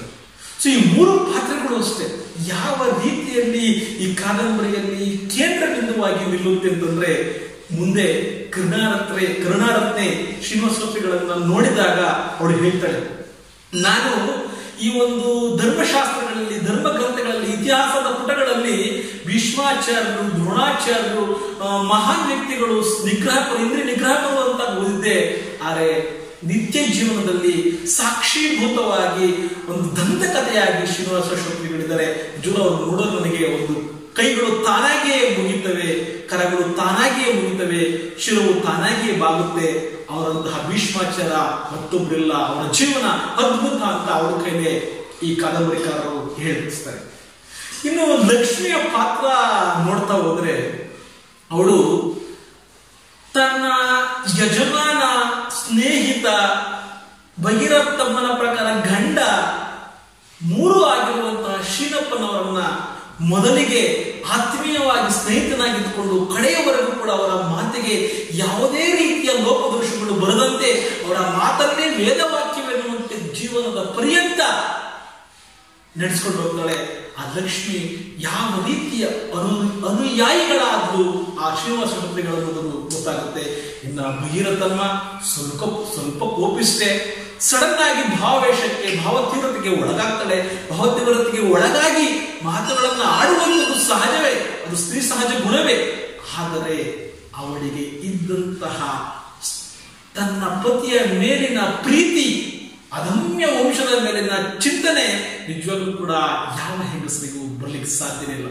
ಈ ರೀತಿಯ ಪಾತ್ರಗಳನ್ನು ಸೃಷ್ಟಿಸಿದಂತಹ ಎಸ್.ಎಲ್. ಭೈರಪ್ಪನಿಗೆ ನಿಜವಾಗ್ಲೂ ಕೂಡ ಒಂದು ಸಲ ಸಿರುಕುಡೇನ ಅಂತಾನೆ ಅನ್ಸುತ್ತೆ. ಕೇವಲ ಸಂಪ್ರದಾಯದ ಸೊಬಗು, ಶರಣತೆಗಳ ಮಿಶ್ರಣ ಇದೆಯೇ, ಅಥವಾ ಹೊಸತನದ ನವತಾರುಣ್ಯ, ಚೈತನ್ಯದ ಲಕ್ಷಣಗಳೇನಾದರೂ ಇದರೊಳಗೆ ಇದೆಯೇ? ಇದ್ರೆ ಅದು ಯಾವ ಪಾತ್ರಗಳಲ್ಲಿದೆ ಅಂತ ಹೇಳ್ಬೋದಾ? ಇನ್ನು ನೀವು ಕೇಳುತ್ತಿರುವ ಎರಡು ಪಾತ್ರಗಳು ವಿಶೇಷವಾಗಿ ಕಾದಂಬರಿಯಲ್ಲಿ ಚಿತ್ರಿತವಾಗಿದೆ. ಅಲ್ಲೂ ಕೂಡ ನೀವು ಸಿನಿಮಾ ನೋಡಿದ್ರು ಗೊತ್ತಾಗುತ್ತೆ. ಈ ಎರಡು ಪಾತ್ರಗಳನ್ನ ಕನ್ನಡದ ಪ್ರಖ್ಯಾತ ನಟರಾಗಿರುವಂತಹ ಶ್ರೀಯುತ ಡಾಕ್ಟರ್ ವಿಷ್ಣುವರ್ಧನ್ ಅವರು ಮತ್ತು ಶ್ರೀಯುತ ಚಂದ್ರಶೇಖರ್ ಅವರು ಅಭಿನಯಿಸಿದ್ದಾರೆ. ಎರಡು ಪಾತ್ರಗಳು ಅಂತಂದ್ರೆ, ಒಂದು ಪೃಥ್ವಿ, ಇನ್ನೊಂದು ಚೀನಿ. ಈ ಎರಡು ಪಾತ್ರಗಳು ವಂಶವೃಕ್ಷದ ಕಥೆಯನ್ನ ಆಧುನಿಕ ಪ್ರಪಂಚಕ್ಕೆ ತರುವಾಗ ಯಾವ ರೀತಿ ಅದು ತನ್ನ ಸೆಳೆಯನ್ನ, ಪ್ರಭಾವವನ್ನ ಬೀರಬಹುದು ಅನ್ನೋದನ್ನ ಎರಡು ಪಾತ್ರಗಳಲ್ಲಿ ತೋರಿಸ್ತಾ ಹೋಗ್ತಾರೆ. ಮೊದಲನೇದು ಕಾದಂಬರಿಯ ಕೇಂದ್ರ ಬಿಂದುವಾಗಿರುವಂತಹ ಕಾತ್ಯಾಯಿನಿ, ಪ್ರೀತಿಯ ಮಗ ಚಿನ್ನಿ ಬೆಳೆದು ದೊಡ್ಡವನಾದ್ಮೇಲೆ ಹೇಗಾಗ್ತಾನೆ ಅನ್ನೋದು. ಮತ್ತೊಂದು ಐತಿಹಾಸಿಕ ಹಿನ್ನೆಲೆಯಲ್ಲಿ ಕಾದಂಬರಿಯನ್ನ ಕೊಂಡೊಯ್ಯಲಿಕ್ಕೆ ಸಹಾಯ ಮಾಡಿರುವಂತಹ ಸದಾಶಿವರಾಯರ ಪುತ್ರ ಪೃಥ್ವಿ. ಇವರು ಕೂಡ ಹೇಗೆ ತನ್ನ ಪ್ರಭಾವವನ್ನು ಬೀರಿದರೆ ಅನ್ನೋದು ಗೊತ್ತಾಗ್ತದೆ. ಈ ಎರಡೂ ಪಾತ್ರಗಳು ಆಧುನಿಕ ಪ್ರಪಂಚದ ಒಂದೇ ನಾಣ್ಯದ ಎರಡು ಮುಖಗಳಿದ್ದಂತೆ. ಮೊದಲನೇದಾಗಿ ಚೀನಿ ತನ್ನ ತಾಯಿಯನ್ನ, ವಿಧವೆಯ ತಾಯಿಯ ಹಾರೈಕೆಯನ್ನ ಮರೆತು, ತನ್ನ ತಾಯಿ ಇರುವಿಕೆಯನ್ನು ಕೂಡ ಮರೆತು, ದೈಹಿಕವಾಗಿ ಗೊತ್ತಿದ್ರೂ ಕೂಡ ಇರುವಿಕೆಯನ್ನು ಕೂಡ ಮರೆತು ಜೀವನವನ್ನು ಸಾಗಿಸ್ತಾನೆ. ಸಂಪೂರ್ಣವಾಗಿ ತನ್ನ ಪ್ರೀತಿಯ ತಾತ ಶ್ರೀನಿವಾಸ ಶ್ರೋತ್ರಿಯವರ ಪ್ರಭಾವಕ್ಕೆ ಒಳಗಾಗಿ ವಂಶ ವೃಕ್ಷದಲ್ಲಿ ತಾನೊಂದು ಅದ್ಭುತವಾದಂತಹ ಕೊಂಬೆಯಾಗುವ, ಚಿಗುರಾಗುವ, ಅದ್ಭುತವಾದಂತಹ ಕೊಡುಗೆಯಾಗುವ ರೀತಿಯಲ್ಲಿ ತನ್ನ ವ್ಯಕ್ತಿತ್ವವನ್ನು ಬದಲಿಸಿಕೊಳ್ತಾನೆ. ತಾಯಿಯ ಪ್ರೀತಿಯೂ ಬೇಡ, ಅಜ್ಜಿ ಸತ್ತ ನಂತರವೂ ಕೂಡ ಲಕ್ಷ್ಮಿಯ ಪ್ರೀತಿಯೂ ಬೇಡ. ಅವನಿಗೆ ತಾತನ ಆದರ್ಶವೇ, ತಾತನ ತತ್ವಗಳೇ, ತಾತನ ಚಿಂತನೆಗಳೇ ಅವನ ಜೀವನದ ಅಳವಡಿಕೆ. ಆದರೆ ಪೃಥ್ವಿ ಸದಾಶಿವರಾಯರಿಗೆ ಮಗನಾಗಿದ್ರೂ ಕೂಡ ಸದಾಶಿವರಾಯರ ಐತಿಹಾಸಿಕ ಜ್ಞಾನವಾಗಲಿ, ಭಾರತದ ಬಗೆಗಿನ ವಿಶೇಷವಾದಂತಹ ಆಸಕ್ತಿಯಾಗಲಿ ಬಂದಿರಲಿಲ್ಲ. ಕಾರಣ ಇವನು ಬೆಳೆದಿದ್ದೆಲ್ಲ ನಾಗರತ್ನ ಬಳಿಯಲ್ಲಿ, ಜೊತೆಗೆ ಚಿಕ್ಕಪ್ಪ, ಪ್ರೀತಿಯ ಚಿಕ್ಕಪ್ಪ ರಾಯರಾಯನ ಜೊತೆಯಲ್ಲೂ ಕೂಡ ಬೆಳೆದ್ರಿಂದ ಆಧುನಿಕತೆಯ ಸ್ಪರ್ಶ ಅವರಿಗೆ ಸ್ವಲ್ಪ ಹೆಚ್ಚಾಗಿ ಕಾಣ್ತಾ ಹೋಗುತ್ತೆ. ತನ್ನ ತಂದೆ ಬಗ್ಗೆ ದ್ವೇಷವಿಲ್ಲದಿದ್ದರೂ ಚಿಕ್ಕಪ್ಪನಿಂದ ತಂದೆಯ ಶ್ರೇಷ್ಠತೆಯನ್ನು ಅರಿತು, ನಾಗರತ್ನರಿಂದ ತಂದೆಯ ಸಂಸ್ಕೃತಿಯನ್ನು ಕೂಡ ಅರಿತು ವಿಶಿಷ್ಟ ಮನೋಭಾವನಲ್ಲಿ ಬೆಳೆದಂತಹ ಕೂಸು ಅದು. ಇನ್ನ ಸ್ವತಃ ಕರುಣಾರತ್ನೆ ಜೊತೆಯಾದಾಗಲೂ, ಚಿಕ್ಕಮ್ಮ ಕಾತ್ಯಾಯಿನಿ ಒಮ್ಮೊಮ್ಮೆ ಮುದ್ದಿಸಿದಾಗಲೂ ಸಂಕೋಚಗೊಳ್ಳುವಂತಹ ಆಧುನಿಕತೆಯ ಒಂದು ಪ್ರತಿಬಿಂಬ ಆ ಪಾತ್ರವಾಗಿದೆ. ಒಂದು ಈ ಕಾದಂಬರಿಯಲ್ಲಿ ನಾವು ಆಧುನಿಕತೆಯ ಒಂದು ಪ್ರತಿಬಿಂಬವನ್ನು ನೋಡಬಹುದು. ಏನಪ್ಪಾ ಅಂತಂದ್ರೆ, ಸದಾಶಿವರಾಯ ಮತ್ತು ಕರುಣಾರತ್ನೆಯವರು ತನ್ನ ಜೀವನವನ್ನು ಸಂಪೂರ್ಣವಾಗಿ ಮುಡಿಪಿಟ್ಟು ಸಂಪಾದಿಸಿದಂತಹ 5 ಭಾರತ ಐತಿಹಾಸಿಕ ಸಂಪುಟಗಳನ್ನ ಕರುಣಾರತ್ನೆ ಗಿಫ್ಟ್ ಆಗಿ ತನ್ನ ಪ್ರೀತಿಯ ಪುತ್ರನಾದಂತಹ ಪೃಥ್ವಿಗೆ ಕೊಟ್ಟಾಗ ಅದನ್ನು ಹೊಂದ್ಕೊಳ್ತಾನೆ. ಆದರೆ ಅದನ್ನು ಓದುವಂತಹ ಆಸಕ್ತಿಯನ್ನು ಬೆಳೆಸೋದಿಲ್ಲ. ಆಗ ಹೇಳ್ತಾನೆ, ತಂದೆಯ ಸಂಪೂರ್ಣ ಆಸಕ್ತಿ ಮಗನಲ್ಲಿ ಬಂದೇ ಇಲ್ಲ. ಕಾರಣ ಏನಪ್ಪಾ ಅಂದ್ರೆ, ಯಾಕೆ ಇತಿಹಾಸ ಓದಿಲ್ವಂತೆ ಕರುಣಾರತ್ನೆ ಕೇಳಿದಾಗ, ಇಲ್ಲ ನಾನು BSc ಓದ್ತಾ ಇದ್ದೀನಿ, ಅದ್ರ ಬಗ್ಗೆ ವಿಶೇಷ ಗಮನ ಹರಿಸಿಲ್ಲ ಅಂತ ಒಂದು ಪ್ರಶ್ನೆ ಬೀಳಿದೆ. ತಂದೆಯ ಆಜೀವ ಪರ್ವಂತದ ಘನತತ್ವದ ಪ್ರಭಾವ, ಘನತತ್ವದ ಸಂಗ್ರಹ ಮಗನಿಗೆ ರೀಚಿಯಾಗಿ. ಇಲ್ಲೂ ಕೂಡ ಅಷ್ಟೇ, ತಾತ ತನ್ನ ಹಳೆಯ ಕಥೆಯನ್ನು ನೆನೆದು ಮತ್ತೆ ವಂಶವೃಕ್ಷದ ಮೂಲ ಭ್ರಮೆಯಿಂದ ಕಳಚಿ ಈಚೆ ಬಂದು ಮೂಲ ವಂಶದ ಬೇರಿಗೆ ಸ್ವತ್ತವನ್ನು ಉಳಿಸಲಿಕ್ಕೆ ಪ್ರಯತ್ನವನ್ನು ಪಟ್ಟಾಗ ಸಂಪೂರ್ಣವಾಗಿ ಮತ್ತೂ ಕೂಡ ಚೀನಿ ಸಪೋರ್ಟ್ ಮಾಡ್ತಾನೆ. ಅಲ್ಲಿ ಆ ಪಾತ್ರವೂ ಕೂಡ ಭವ್ಯತೆಯನ್ನು ಮೆರೆದಿದೆ. ಏಕೆಂದ್ರೆ ಹಲವಾರು ಪ್ರೀತಿಯನ್ನ ಕಳ್ಕೊಂಡ್ರು ತಾತನ ಆದರ್ಶವನ್ನ, ತನ್ನ ವಂಶವೃಕ್ಷದ ಬೀಜದ ಮಂತ್ರವನ್ನ, ತನ್ನ ವಂಶದ ಘನತೆ ಗಾಂಭೀರ್ಯವನ್ನ ಇಂದಿಗೂ ಕೂಡ ಕೈಬಿಟ್ಟು ನಡೆದಂತಹ ಪಾತ್ರವಾಗಿ ಚೀನಿ ಹೊರಹೊಮ್ಮಿದ್ರೆ, ಪೃಥ್ವಿ ಆಧುನಿಕತೆಯ ಸಂಕೇತದ ಜೊತೆಗೆ ಈ ಎಲ್ಲ ಪ್ರೀತಿಯ ಮಿಶ್ರಣಗಳಿಂದ ಹೊರಬಂದು ಹೊಸ ಪ್ರಭಾವದಿಂದಾಗಿ ಹೊರಬಂದ ಮತ್ತೊಬ್ಬ ಯುವಕನಾಗಿ ಈಚೆ ಬರ್ತದೆ.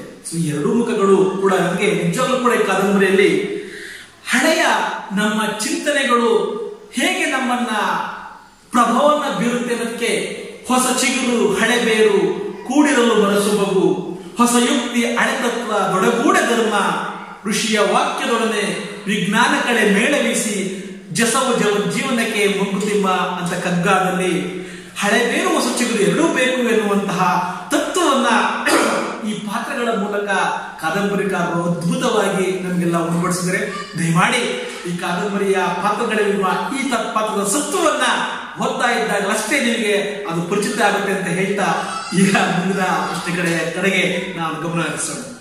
ಭೈರಪ್ಪನವರ ಕಾದಂಬರಿಗಳು ಪ್ರೇಮ ಕಾಮದ ಸುತ್ತ, ನೈತಿಕ ಅನೈತಿಕತೆಯ ಸುತ್ತ ಸುತ್ತುತ್ತಲೇ ಇರುತ್ತವೆ ಅಂತ ಹೇಳ್ತಾರೆ. ಈ ಕಾದಂಬರಿ ಕೂಡ ಇದರ ಭ್ರಮರದಲ್ಲೇ ಭ್ರಮಿಸಿದ್ಯಾ? ಎಲ್ಲರೂ ಕೂಡ ಇದನ್ನ ಓದಲಿಕ್ಕೆ ಸಾಧ್ಯ ಏನಾದರೂ ಇದೆಯಾ? ಉತ್ತರ ಕೊಡಲಿಕ್ಕೆ ತುಂಬಾ ಕಷ್ಟವಾದಂತಹ ಪ್ರಶ್ನೆ. ಒಂದು ಪ್ರಶ್ನೆಗಿಂತ ಮುಂಚೆನೆ ಒಂದು ಗದ್ದೆ ನಾಲ್ಕು ಬಂದ್ಬಿಡುತ್ತೆ ನನಗೆ.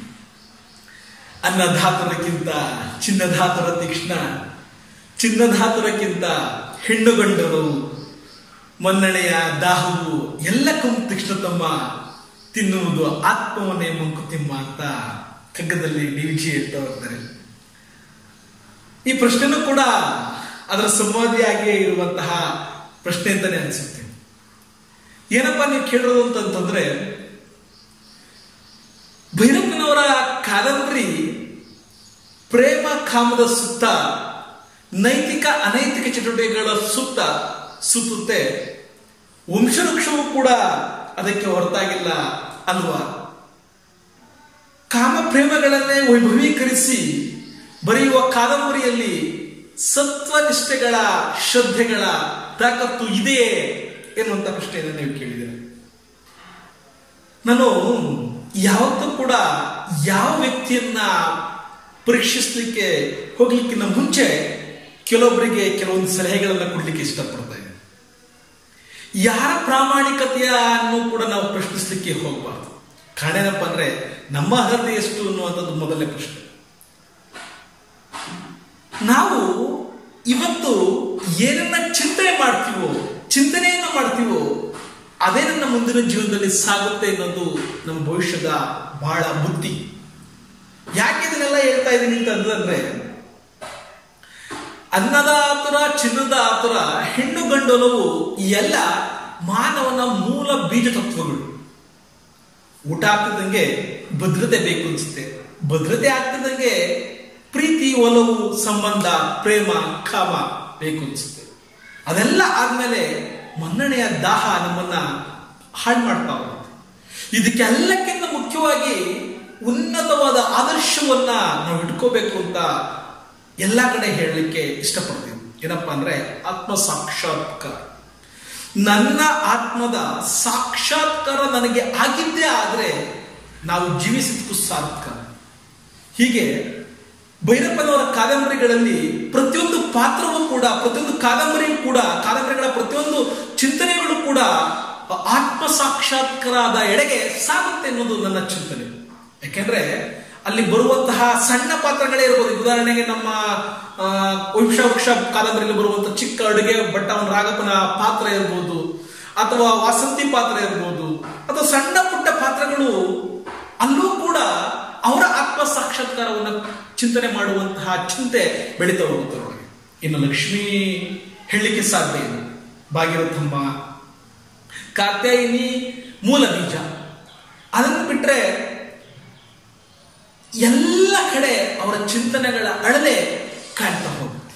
ಸೊ ಅದರಿಂದ ನಾನು ಹೇಳೋದೇನಪ್ಪ ಅಂತಂದ್ರೆ, ಪ್ರೇಮ ಕಾಮ ಇಲ್ಲದ ಯಾವುದೇ ಕತೆ ಜಗತ್ತಿನಲ್ಲಿ ಇಲ್ಲ ಅನ್ನೋದು ನನ್ನ ವೈಯಕ್ತಿಕ ಭಾವ. ಯಾಕೆಂದ್ರೆ ಪ್ರೇಮ ಕಾಮವನ್ನ ನಾವು ಯಾವ ರೀತಿಯಲ್ಲಿ ವ್ಯಾಖ್ಯಾನಿಸುತ್ತೇವೆಯೋ ಆ ರೀತಿ ಅದರ ವಿಸ್ತಾರ ಹೆಚ್ಚಾಗ್ತಾ ಹೋಗುತ್ತೆ. ಪ್ರೇಮ ಅಂದ್ರೇನು, ಕಾಮ ಅಂದ್ರೇನು ಎನ್ನುವಂತಹ ಚಿಂತನೆ ಕೆಲವೊಂದು ಕಡೆ ಅಶ್ಲೀಲ ಮತ್ತು ಶ್ಲೀಲಗಳ ನಡುವಿನ ಸಣ್ಣ ಕೂದಲೆಳೆಯ ಅಂತರದಲ್ಲಿ ಬಿಂಬಿತವಾಗ್ತಾ ಹೋಗುತ್ತೆ. ಉದಾಹರಣೆಗೆ ಮನುಷ್ಯನ ಸಹಜ ಗುಣ ಕಾಮ. ಆ ಕಾಮ ಪ್ರೇಮದ ಒಂದು ಸಂಚಾರಿ ಸ್ಥಾಯಿ ಅಷ್ಟೆ. ಸೊ ಈ ಸ್ಥಾಯಿಯನ್ನ ನಾವು ಬಿಟ್ಟು ಯಾವುದೇ ಕಾರ್ಯವನ್ನ ಕೆಲಸವನ್ನ ಮಾಡಿಸಲಿಕ್ಕೆ ಸಾಧ್ಯ ಇಲ್ಲ. ಜೊತೆಗೆ ಇನ್ನೊಂದೇನಪ್ಪ ಅಂದ್ರೆ, ನಾವು ಒಂದು ಉನ್ನತ ತತ್ವವನ್ನ ಮತ್ತೊಬ್ಬರಿಗೆ ಮುಟ್ಟಿಸ್ಬೇಕು ಅಂತ ಹೊರಟಾಗ ಅವರಿಗೆ ಬೇಕಿರುವಂತಹ ಈ ಚಿಂತನೆಗಳನ್ನ ಅಥವಾ ಈ ಪ್ರೇಮ ಕಾಮಗಳನ್ನ ಟೆಚಪ್ ಕೊಟ್ಟಾಗ ಅವರು ನಮ್ಮೆಡೆಗೆ ಬರಲಿಕ್ಕೆ ಸಾಧ್ಯ ಆಗುತ್ತೆ. ಇದನ್ನ ಭೈರಪ್ಪನವರು ತನ್ನ ಪಾತ್ರಗಳಲ್ಲಿ ಉತ್ತಮವಾಗಿ ಮಾಡ್ತಾ ಹೋಗ್ತಾರೆ. ಯಾಕೆ ಹೇಳ್ತಾ ಇದ್ದೀನಪ್ಪ ಅಂತಂದ್ರೆ, ಅವರ ಪ್ರತಿಯೊಂದು ಪಾತ್ರದಲ್ಲಿ ಅದು ಹಾಸುಹೊಕ್ಕಾಗಿ ನಿಲ್ಲೋದ್ರ ಜೊತೆಗೆ ಆ ವ್ಯಕ್ತಿಯ ಪಾತ್ರದ ಜೀವನವನ್ನ ಎಳೆಯಾಗಿ ಬಿಚ್ಚುವಂತಹ ಚಿಂತನೆಯೂ ಕೂಡ ಅಲ್ಲಿ ಸಾಗ್ತಾ ಹೋಗುತ್ತೆ. ಅಲ್ಲಿ ಕೇವಲ ಕಾಮ ಪ್ರೇಮ ಎನ್ನುವಂತ ಚಿಂತನೆಗಳು ಒಂದು ಕಡೆ ನೆಲೆ ನಿಲ್ಲೋದಿಲ್ಲ. ಬದಲಿಗೆ ಏನಾಗ್ತಾ ಹೋಗುತ್ತಂದ್ರೆ, ಅವರ ಮನಸ್ಸಿನಲ್ಲಿ ಅವರದೇ ಆದ ಇನ್ನೊಂದು ಪಾತ್ರ ಅವರೊಡನೆ ಚರ್ಚಿಸಿ, ವಿಮರ್ಶಿಸಿ, ತೂಗಿ ನೋಡಿ ನಾನು ಯಾವ ಕೆಲಸವನ್ನ ಮಾಡಿದ್ರೆ ಸರಿ, ಯಾವ ಕೆಲಸವನ್ನ ಮಾಡಿದ್ರೆ ತಪ್ಪು ಎನ್ನುವಂತಹ ನೈತಿಕ ಹೋಲಿಕೆಯನ್ನ ಅಲ್ಲಿ ಮಾಡ್ತಾ ಹೋಗುತ್ತೆ. ಆ ಹೋಲಿಕೆಯಲ್ಲಿ ಕೆಲವೊಮ್ಮೆ ಅನೈತಿಕತೆನೇ ಮೇಳೈಸಿರ್ಬೋದು, ಕೆಲವೊಮ್ಮೆ ಕಾಮನೆ ವಿಜೃಂಭಿಸಿರ್ಬೋದು, ಅದೇ ಜಯಿಸಿರ್ಬೋದು. ಆದರೆ ಅದು ಜಯಿಸ್ಲಿಕ್ಕೂ ಕೂಡ ಅವರ ವೈಯಕ್ತಿಕ ಪರಿಸರದ ಹಿನ್ನೆಲೆಯೂ ಕೂಡ ಕಾರಣ ಆಗಿರುತ್ತೆ ಅನ್ನೋದು ಇದಕ್ಕೆ ಮುಖ್ಯ ಸಾಕ್ಷಿ. ಈ ವಂಶವೃಕ್ಷ ಕಾದಂಬರಿಯಲ್ಲಿ ಬರೋಣ. 3 ಭಾಗಗಳನ್ನ ಇದರೊಳಗೆ ಮಾಡ್ಕೊಂತ ಹೋದ್ರೆ, ಶ್ರೀನಿವಾಸ ಹೋತ್ರಿ ಅವರ ಕುಟುಂಬದ ಒಂದು ಭಾಗ ಆದ್ರೆ, ಸದಾಶಿವರಾಯರು ಮತ್ತು ಅವರ ತಮ್ಮ ರಾಜಾರಾಯರ ಒಂದು ಭಾಗ ಇನ್ನೊಂದಾದರೆ, ಮತ್ತೊಂದು ಭಾಗ ಐತಿಹಾಸಿಕ ಸಂಶೋಧನೆಯನ್ನು ಮಾಡುವಂತ ಕರುಣಾಮತ್ರೆ ಅವರ ಹಿನ್ನೆಲೆಯ ಒಂದು ಚಿಂತನೆ. ಈ 3 ಹಿನ್ನೆಲೆಯನ್ನು ಕೂಡ ನಾವು ನೋಡ್ತಾ ಹೋದ್ರೆ ಎಲ್ಲಾ ಕಡೆಯೂ ಕೂಡ ಮನೋಚಿಂತಕ ವಿಶ್ಲೇಷಣೆಯೇ ಅಲ್ಲಿ ಬರುವಂಥದ್ದು. ಇಲ್ಲಿ ಈ ಪ್ರೇಮ ಕಾಮದ ಸಂಬಂಧಗಳ ಭಾವನೆಗಳ ಮೂಲಕ ಮನೋಚಿಕಿತ್ಸೆಯನ್ನು ಕೂಡ ಕೆಲವೊಮ್ಮೆ ಪಾತ್ರಗಳ ಮೂಲಕ ಪ್ರೇಕ್ಷಕರಿಗೆ ಸಹೃದಯರಿಗೆ ಭೈರಪ್ಪನವರು ಉಣಬಡಿಸ್ತಾರೆ. ಅದನ್ನು ನಾವು ಸೂಕ್ಷ್ಮವಾಗಿ ಗಮನಿಸಿದಾಗ ಮಾತ್ರ ನಮಗೆ ಗೊತ್ತಾಗುತ್ತೆ. ಯಾಕೆಂದ್ರೆ ವಂಶವೃಕ್ಷದಲ್ಲಿ ಶ್ರೀನಿವಾಸ ಹೋತ್ರಿಗಳ ಚಿಂತನೆ ಮುಂಚೆ ಇದ್ದಾಗ ಅಲ್ಲೂ ಕೂಡ ವಿಶೇಷವಾಗಿ ಭಗೀರಥಮ್ಮ ಮತ್ತು ಲಕ್ಷ್ಮಿಯ ಜೊತೆಗಿದ್ದಂತಹ ಸಂಬಂಧದ ಜೊತೆಯಲ್ಲಿಯೇ ತನ್ನ ಸೊಸೆಯಾದಂತಹ ಕಾತ್ಯಾಯಿಯನ್ನ ಅವರು ಮಗು ಎನ್ನುವಂತಹ ಪದಗಳಿಂದ ಅವಳು ಮಾಡುವಂತಹ ಪ್ರತಿಯೊಂದು ಕಾರ್ಯವನ್ನು ಕೂಡ ಇಲ್ಲ ಎನ್ನದೆ ಹೌದು ಎನ್ನದೆ ಸಮಚಿತ್ತ ಎಂದಾಗಿ ಮುಕ್ತವಾಗಿ ನೋಡುವಂತಹ ಚಿಂತನೆ ಇದೆಯಲ್ಲ, ಅದು ಅಲ್ಲಿ ನಮಗೆ ವೈಭವೀಕರಿಸುತ್ತೆ. ಜೊತೆಗೆ ಅಲ್ಲಿ ಬರುವಂತಹ ರಾಜರಾಯರು ಮತ್ತು ಸದಾಶಿವರಾಯರು ಇವರಿಬ್ಬರ ನಡುವಿನ ಬಾಂಧವ್ಯ ಇದೆಯಲ್ಲ, ಮಹತ್ವದ ಬಾಂಧವ್ಯ. ಸದಾಶಿವರಾಯರ ಚಿಂತನೆಗಳೆಲ್ಲ ಸರಿ, ರಾಜರಾಯರ ಚಿಂತನೆಗಳೆಲ್ಲ ತಪ್ಪು, ಅಥವಾ ರಾಜರಾಯರ ಚಿಂತನೆಗಳೆಲ್ಲ ಸರಿ, ಸದಾಶಿವರಾಯರ ಚಿಂತನೆಗಳೆಲ್ಲ ತಪ್ಪು ಎನ್ನುವಂತಹ ಹೋಲಿಕೆಯೂ ಕೂಡ ಇಲ್ಲಿ ಸಲ್ಲದ್ದು. ಯಾಕೆಂದ್ರೆ ವ್ಯಕ್ತಿಯೊಬ್ಬ ಪ್ರತಿಯೊಬ್ಬನೂ ಕೂಡ ಒಬ್ಬ ಅದ್ಭುತಗಳೇ, ಎಲ್ಲವೂ ಕೂಡ ಪ್ರಪಂಚದ ಅದ್ಭುತಗಳೇ, ಪ್ರತಿಯೊಬ್ಬನೂ ಕೂಡ ವಿಶಿಷ್ಟವೇ, ವಿಭಿನ್ನವೇ. ಅವರವರು ಬೆಳೆದಿರುವಂತಹ ಪರಿಸರದ ಹಿನ್ನೆಲೆಯಲ್ಲಿ ಅವರವರ ಸ್ನೇಹಿತರ ಮತ್ತು ಅವರವರ ಚಿಂತನೆಗಳ ಫಲವಾಗಿ ಅವರವರ ವ್ಯಕ್ತಿತ್ವ ಅಲ್ಲಿ ರೂಪಿತವಾಗಿರುತ್ತೆ. ಈ ಪ್ರಭಾವವೇ ಇಲ್ಲಿ ನಮಗೆ ಪ್ರೇಮವಾಗಿ ಕಾಮವಾಗಿ ಕಣ್ಣದರಲ್ಲಿ ತಪ್ಪೇನಿಲ್ಲ ಬಿಡಿ. ಅದರಿಂದ ದಯಮಾಡಿ ನನ್ನ ಕಳಕಳಿಯ ಸಹೃದಯರಿಗೆ ಪ್ರಾರ್ಥನೆ ಏನಪ್ಪಾ ಅಂತಂದ್ರೆ, ಚಿಕ್ಕ ಮಕ್ಕಳಾದಿಯಾಗಿ ಅಭಾವೃದ್ಧರಾದಿಯಾಗಿ ಎಲ್ಲರೂ ಕೂಡ ಈ ಕಾದಂಬರಿಯನ್ನು ಓದಬಹುದು. ಓದುವಾಗ ಆಗುವಂತ ಅನುಭವಗಳು ಅವರವರಿಗೆ ಬೇರೆ ಬೇರೆ. ಉದಾಹರಣೆಗೆ, ನಾನೇ ಈ ಕಾದಂಬರಿಯನ್ನ ಸುಮಾರು 10-15 ವರ್ಷದ ಹಿಂದೆ ಓದಿದ್ರೆ ಆಗ ಆಗುತ್ತಿದ್ದಂತಹ ಅನುಭವಕ್ಕೂ ಈಗ ಆಗುತ್ತಿರುವಂತಹ ಅನುಭವಕ್ಕೂ ತುಂಬಾನೇ ವ್ಯತ್ಯಾಸವಾಗುತ್ತೆ. ಅದಕ್ಕೆ ಕಾರಣ ನಮ್ಮ ಮನಸ್ಸಿನ ಪರಿಪಕ್ವತೆ, ನಮ್ಮ ಮನಸ್ಸಿನ ವಿಕಾಸ, ನಮ್ಮ ಮನಸ್ಸಿನಲ್ಲಿ ಉಂಟಾದಂತಹ ಅನುಭವಗಳ ಪರಿಪಾಕ. ಅದರಿಂದ ನಾನು ಹೇಳುವಂತದ್ದು ಏನಪ್ಪಾ ಅಂತಂದ್ರೆ, ನಾವು ಯಾವುದೇ ದೃಷ್ಟಿಕೋನವನ್ನ ಒಳ್ಳೆಯದರಲ್ಲಿ ನೋಡೋಣ ಅಂತ ಹೇಳ್ತಾ, ಕೊನೆಯದಾಗಿ ಮತ್ತೊಮ್ಮೆ ಕಗ್ಗದ ಒಂದು ಉದಾಹರಣೆಯನ್ನ ಕೊಡ್ತಾ ನಿಮ್ಮ ಪ್ರಶ್ನೆಗೆ ಅಂತಿಮವಾದಂತಹ ಕನ್ಕ್ಲೂಷನ್ ಅನ್ನ ಕೊಡ್ಲಿಕ್ಕೆ ಇಷ್ಟಪಡ್ತಾ ಇದ್ದೀನಿ. ಬರದಿಹುದ ರೆಣಿಕೆಯಲ್ಲಿ ಬಂದಿಹುದ ಮರೆಯದಿರು, ಗುರುತಿಸು ಒಳೆತಿರುವುಗಳು ಇರುವುದನ್ನು ಕೇಡುಗಳ ನಡುವೆ ಇರುವ ಭಾಗ್ಯವನ್ನೆನೆದು ಬಾರೆನೆಂಬುದೇ ಬಿಡು ಹರುಷಕ್ಕೆ ಅದೇ ದಾರಿಯರು ಮಂಕುತಿಮ್ಮ. ಇದೆಲ್ಲ ಕೇಳಿದಿರ. ತುಂಬಾ ಋಣಾತ್ಮಕ ಚಿಂತನೆಗಳಿರ್ತವೆ. ಅವುಗಳಲ್ಲಿರುವಂತಹ ಧನಾತ್ಮಕ ಚಿಂತನೆಗಳ ಕಡೆಗೆ ನಾವು ಗಮನ ಕೊಡೋಣ ಅಂತ ಹೇಳ್ತಾ, ಎಲ್ಲರಿಗೂ ಬೇಕಾಗಿರುವಂತಹ ಈ ಪ್ರೇಮ ಮತ್ತು ಕಾಮದ ಸಂಬಂಧ ಅವಶ್ಯಕವಾಗಿ ಮನುಷ್ಯನ ಸಹಜ ಗುಣ ಅಂತ ಮತ್ತೊಮ್ಮೆ ಘೋಷಿಸುತ್ತಾ, ಈ ಘೋಷಿಸುವ ಅಂಶವನ್ನ ನೀವು ಕಾದಂಬರಿಯಲ್ಲಿ ಹುಡುಕಿರೆಂದು ಮತ್ತೊಮ್ಮೆ ನಿಮಗೆ ಹೇಳುತ್ತಾ ಆ ಕಾದಂಬರಿಯನ್ನು ಓದಿ ಅಂತ ಹೇಳ್ತಾ ಇದ್ದೀನಿ. ನಿಜವಾಗ್ಲೂ ಕೂಡ ಈ ಚಿಂತನೆಗಳನ್ನ ಅವರು ತತ್ವಶಾಸ್ತ್ರದ ಹಿನ್ನೆಲೆಯಲ್ಲಿ, ಮನೋವಿಜ್ಞಾನದ ಮುನ್ನೆಲೆಯಲ್ಲಿ ಆ ಪಾತ್ರಗಳಿಗೆ ಟಚ್ ಅಪ್ ಕೊಟ್ಟಿರ್ತಾರೆ. ಅದನ್ನ ನೀವು ಅರ್ಥ ಮಾಡಿಕೊಂಡಾಗಲೇ ಧನ್ಯ ಅಂತ ಹೇಳ್ತಾ ಮತ್ತೊಮ್ಮೆ ಈ ಪಾತ್ರಗಳನ್ನು ಸೃಷ್ಟಿಸಿದಂತಹ ಆ ಭೈರಪ್ಪನವರಿಗೆ ಧನ್ಯವಾದಗಳನ್ನ ಅರ್ಪಿಸೋಣ. ಇವರ ಕಾದಂಬರಿಗಳಲ್ಲಿ ಧರ್ಮ ಅಧರ್ಮಗಳ ಕಲ್ಪನೆ ಮತ್ತು ಪರಿಕಲ್ಪನೆಗಳು ಅಡಕವಾಗಿರುತ್ತೆ ಅಂತ ಹೇಳ್ತಾರೆ. ಇಲ್ಲಿ ಯಾವುದು ಧರ್ಮ, ಯಾವುದು ಅಧರ್ಮ, ಯಾವುದು ಪಾಪ, ಯಾವುದು ಪುಣ್ಯ?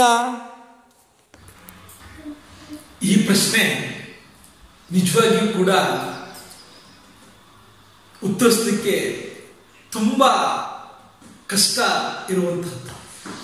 ಬರೀ ಕಷ್ಟ ಅಷ್ಟೇ ಅಲ್ಲ, ಜೀವನದಲ್ಲಿ ಈ ತರದ ಪ್ರಶ್ನೆಗಳು ಪ್ರತಿಯೊಬ್ಬ ಮಾನವನಿಗೂ ಬಂದಿರಲೇಬೇಕಾಗಿರುವಂತಹ ಸನ್ನಿವೇಶಗಳು ಜೀವನದಲ್ಲಿ ನಡೆದಿರುತ್ತದೆ.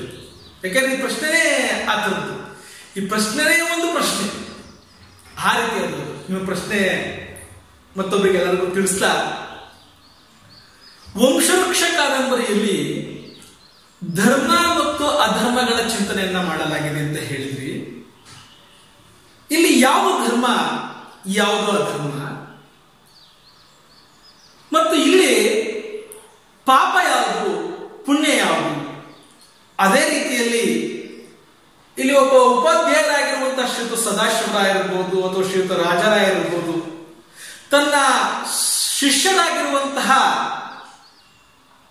ಕರುಣಾರತ್ನೆಯನ್ನ ಮತ್ತು ಕಾತ್ಯಾಯಿನಿಯನ್ನ ವಿವಾಹ ಆಗುವುದು ಎಷ್ಟರ ಪ್ರಕಾರ ಸರಿ? ಅದರಲ್ಲೂ ವಿಶೇಷವಾಗಿ ವಿಧವೆಯಾಗಿರುವಂತಹ ಕಾತ್ಯಾಯಿನಿಗೆ ಆಸೆಯನ್ನು ತೋರಿಸಿ ವರಿಸುವುದು ರಾಜರಾಯರ ಮನೋಧರ್ಮಕ್ಕೆ ಇಷ್ಟರ ಮಟ್ಟಕ್ಕೆ ಸಮರ್ಪಕ ಎನ್ನುವಂತಹ ಪ್ರಶ್ನೆ ನಿಮ್ಮದಾಗಿದೆ. ಧರ್ಮ ಮತ್ತು ಅಧರ್ಮಗಳ ಪ್ರಶ್ನೆಯನ್ನ ವ್ಯಾಖ್ಯಾನಿಸಲಿಕ್ಕೆ ಇದುವರೆಗೂ ಯಾರಿಂದಲೂ ಸಾಧ್ಯ ಆಗಿಲ್ಲ. ಯಾಕೆಂದ್ರೆ ನಾವು ಎಷ್ಟೇ ವ್ಯಾಖ್ಯಾನಿಸಿದ್ರು ಎಷ್ಟೇ ವಿವರಿಸಿದ್ರು ಕೂಡ ಅದಕ್ಕೆ ಇಷ್ಟೇ ಉತ್ತರ ಅಂತ ಬೌಂಡರಿ ಹಾಕಲಿಕ್ಕೆ ಸಾಧ್ಯ ಇಲ್ಲ. ಏನು ಧರ್ಮ ಅಂದ್ರೆ ಹಿಂದೂ ಧರ್ಮ, ಮುಸ್ಲಿಂ ಧರ್ಮ, ಕ್ರಿಶ್ಚಿಯನ್ ಧರ್ಮ ಅದುವೇ ಅಲ್ಲ. ಮಾನವ ಧರ್ಮ ಇದು ಇರಬಹುದೇನು, ಪ್ರಕೃತಿ ಧರ್ಮ ಇದು ಆಗಬಹುದೇನು. ಧರ್ಮ ಅಂದರೆ ಒಂದು ವಸ್ತು ಅಥವಾ ಒಬ್ಬ ವ್ಯಕ್ತಿ ಅಥವಾ ಒಂದು ಸನ್ನಿವೇಶ ಅಥವಾ ಒಂದು ವಿಷಯ ಅದು ಮಾಡಲೇಬೇಕಾಗಿರುವಂತಹ ಕರ್ತವ್ಯ ಮತ್ತು ಸೇವೆಯನ್ನು ನಾವು ಸಣ್ಣ ಪ್ರಕಾರವಾಗಿ ಧರ್ಮ ಅಂತ ಕರೀತೀವಿ. ಅಧರ್ಮ ಅಂದ್ರೆ ಅದನ್ನ ಮಾಡಲಿಲ್ಲ ಅಂದ್ರೆ ಅದು ಅಧರ್ಮ. ಸೊ ಇದನ್ನ ನಾವುಗಳೇನ್ ಮಾಡಿದ್ವಪ್ಪ ಅಂದ್ರೆ ಮಾನವರು ಜಾತಿಯ ನೆಲೆಗಟ್ಟಿನಲ್ಲಿ, ನಮ್ಮ ವಂಶದ ನೆಲೆಗಟ್ಟಿನಲ್ಲಿ, ನಮ್ಮ ಪೂರ್ವಿಕರ ನೆಲೆಗಟ್ಟಿನಲ್ಲಿ ಬಂಧನಕ್ಕೆ ಇಟ್ಬಿಟ್ಟಿದ್ವಿ.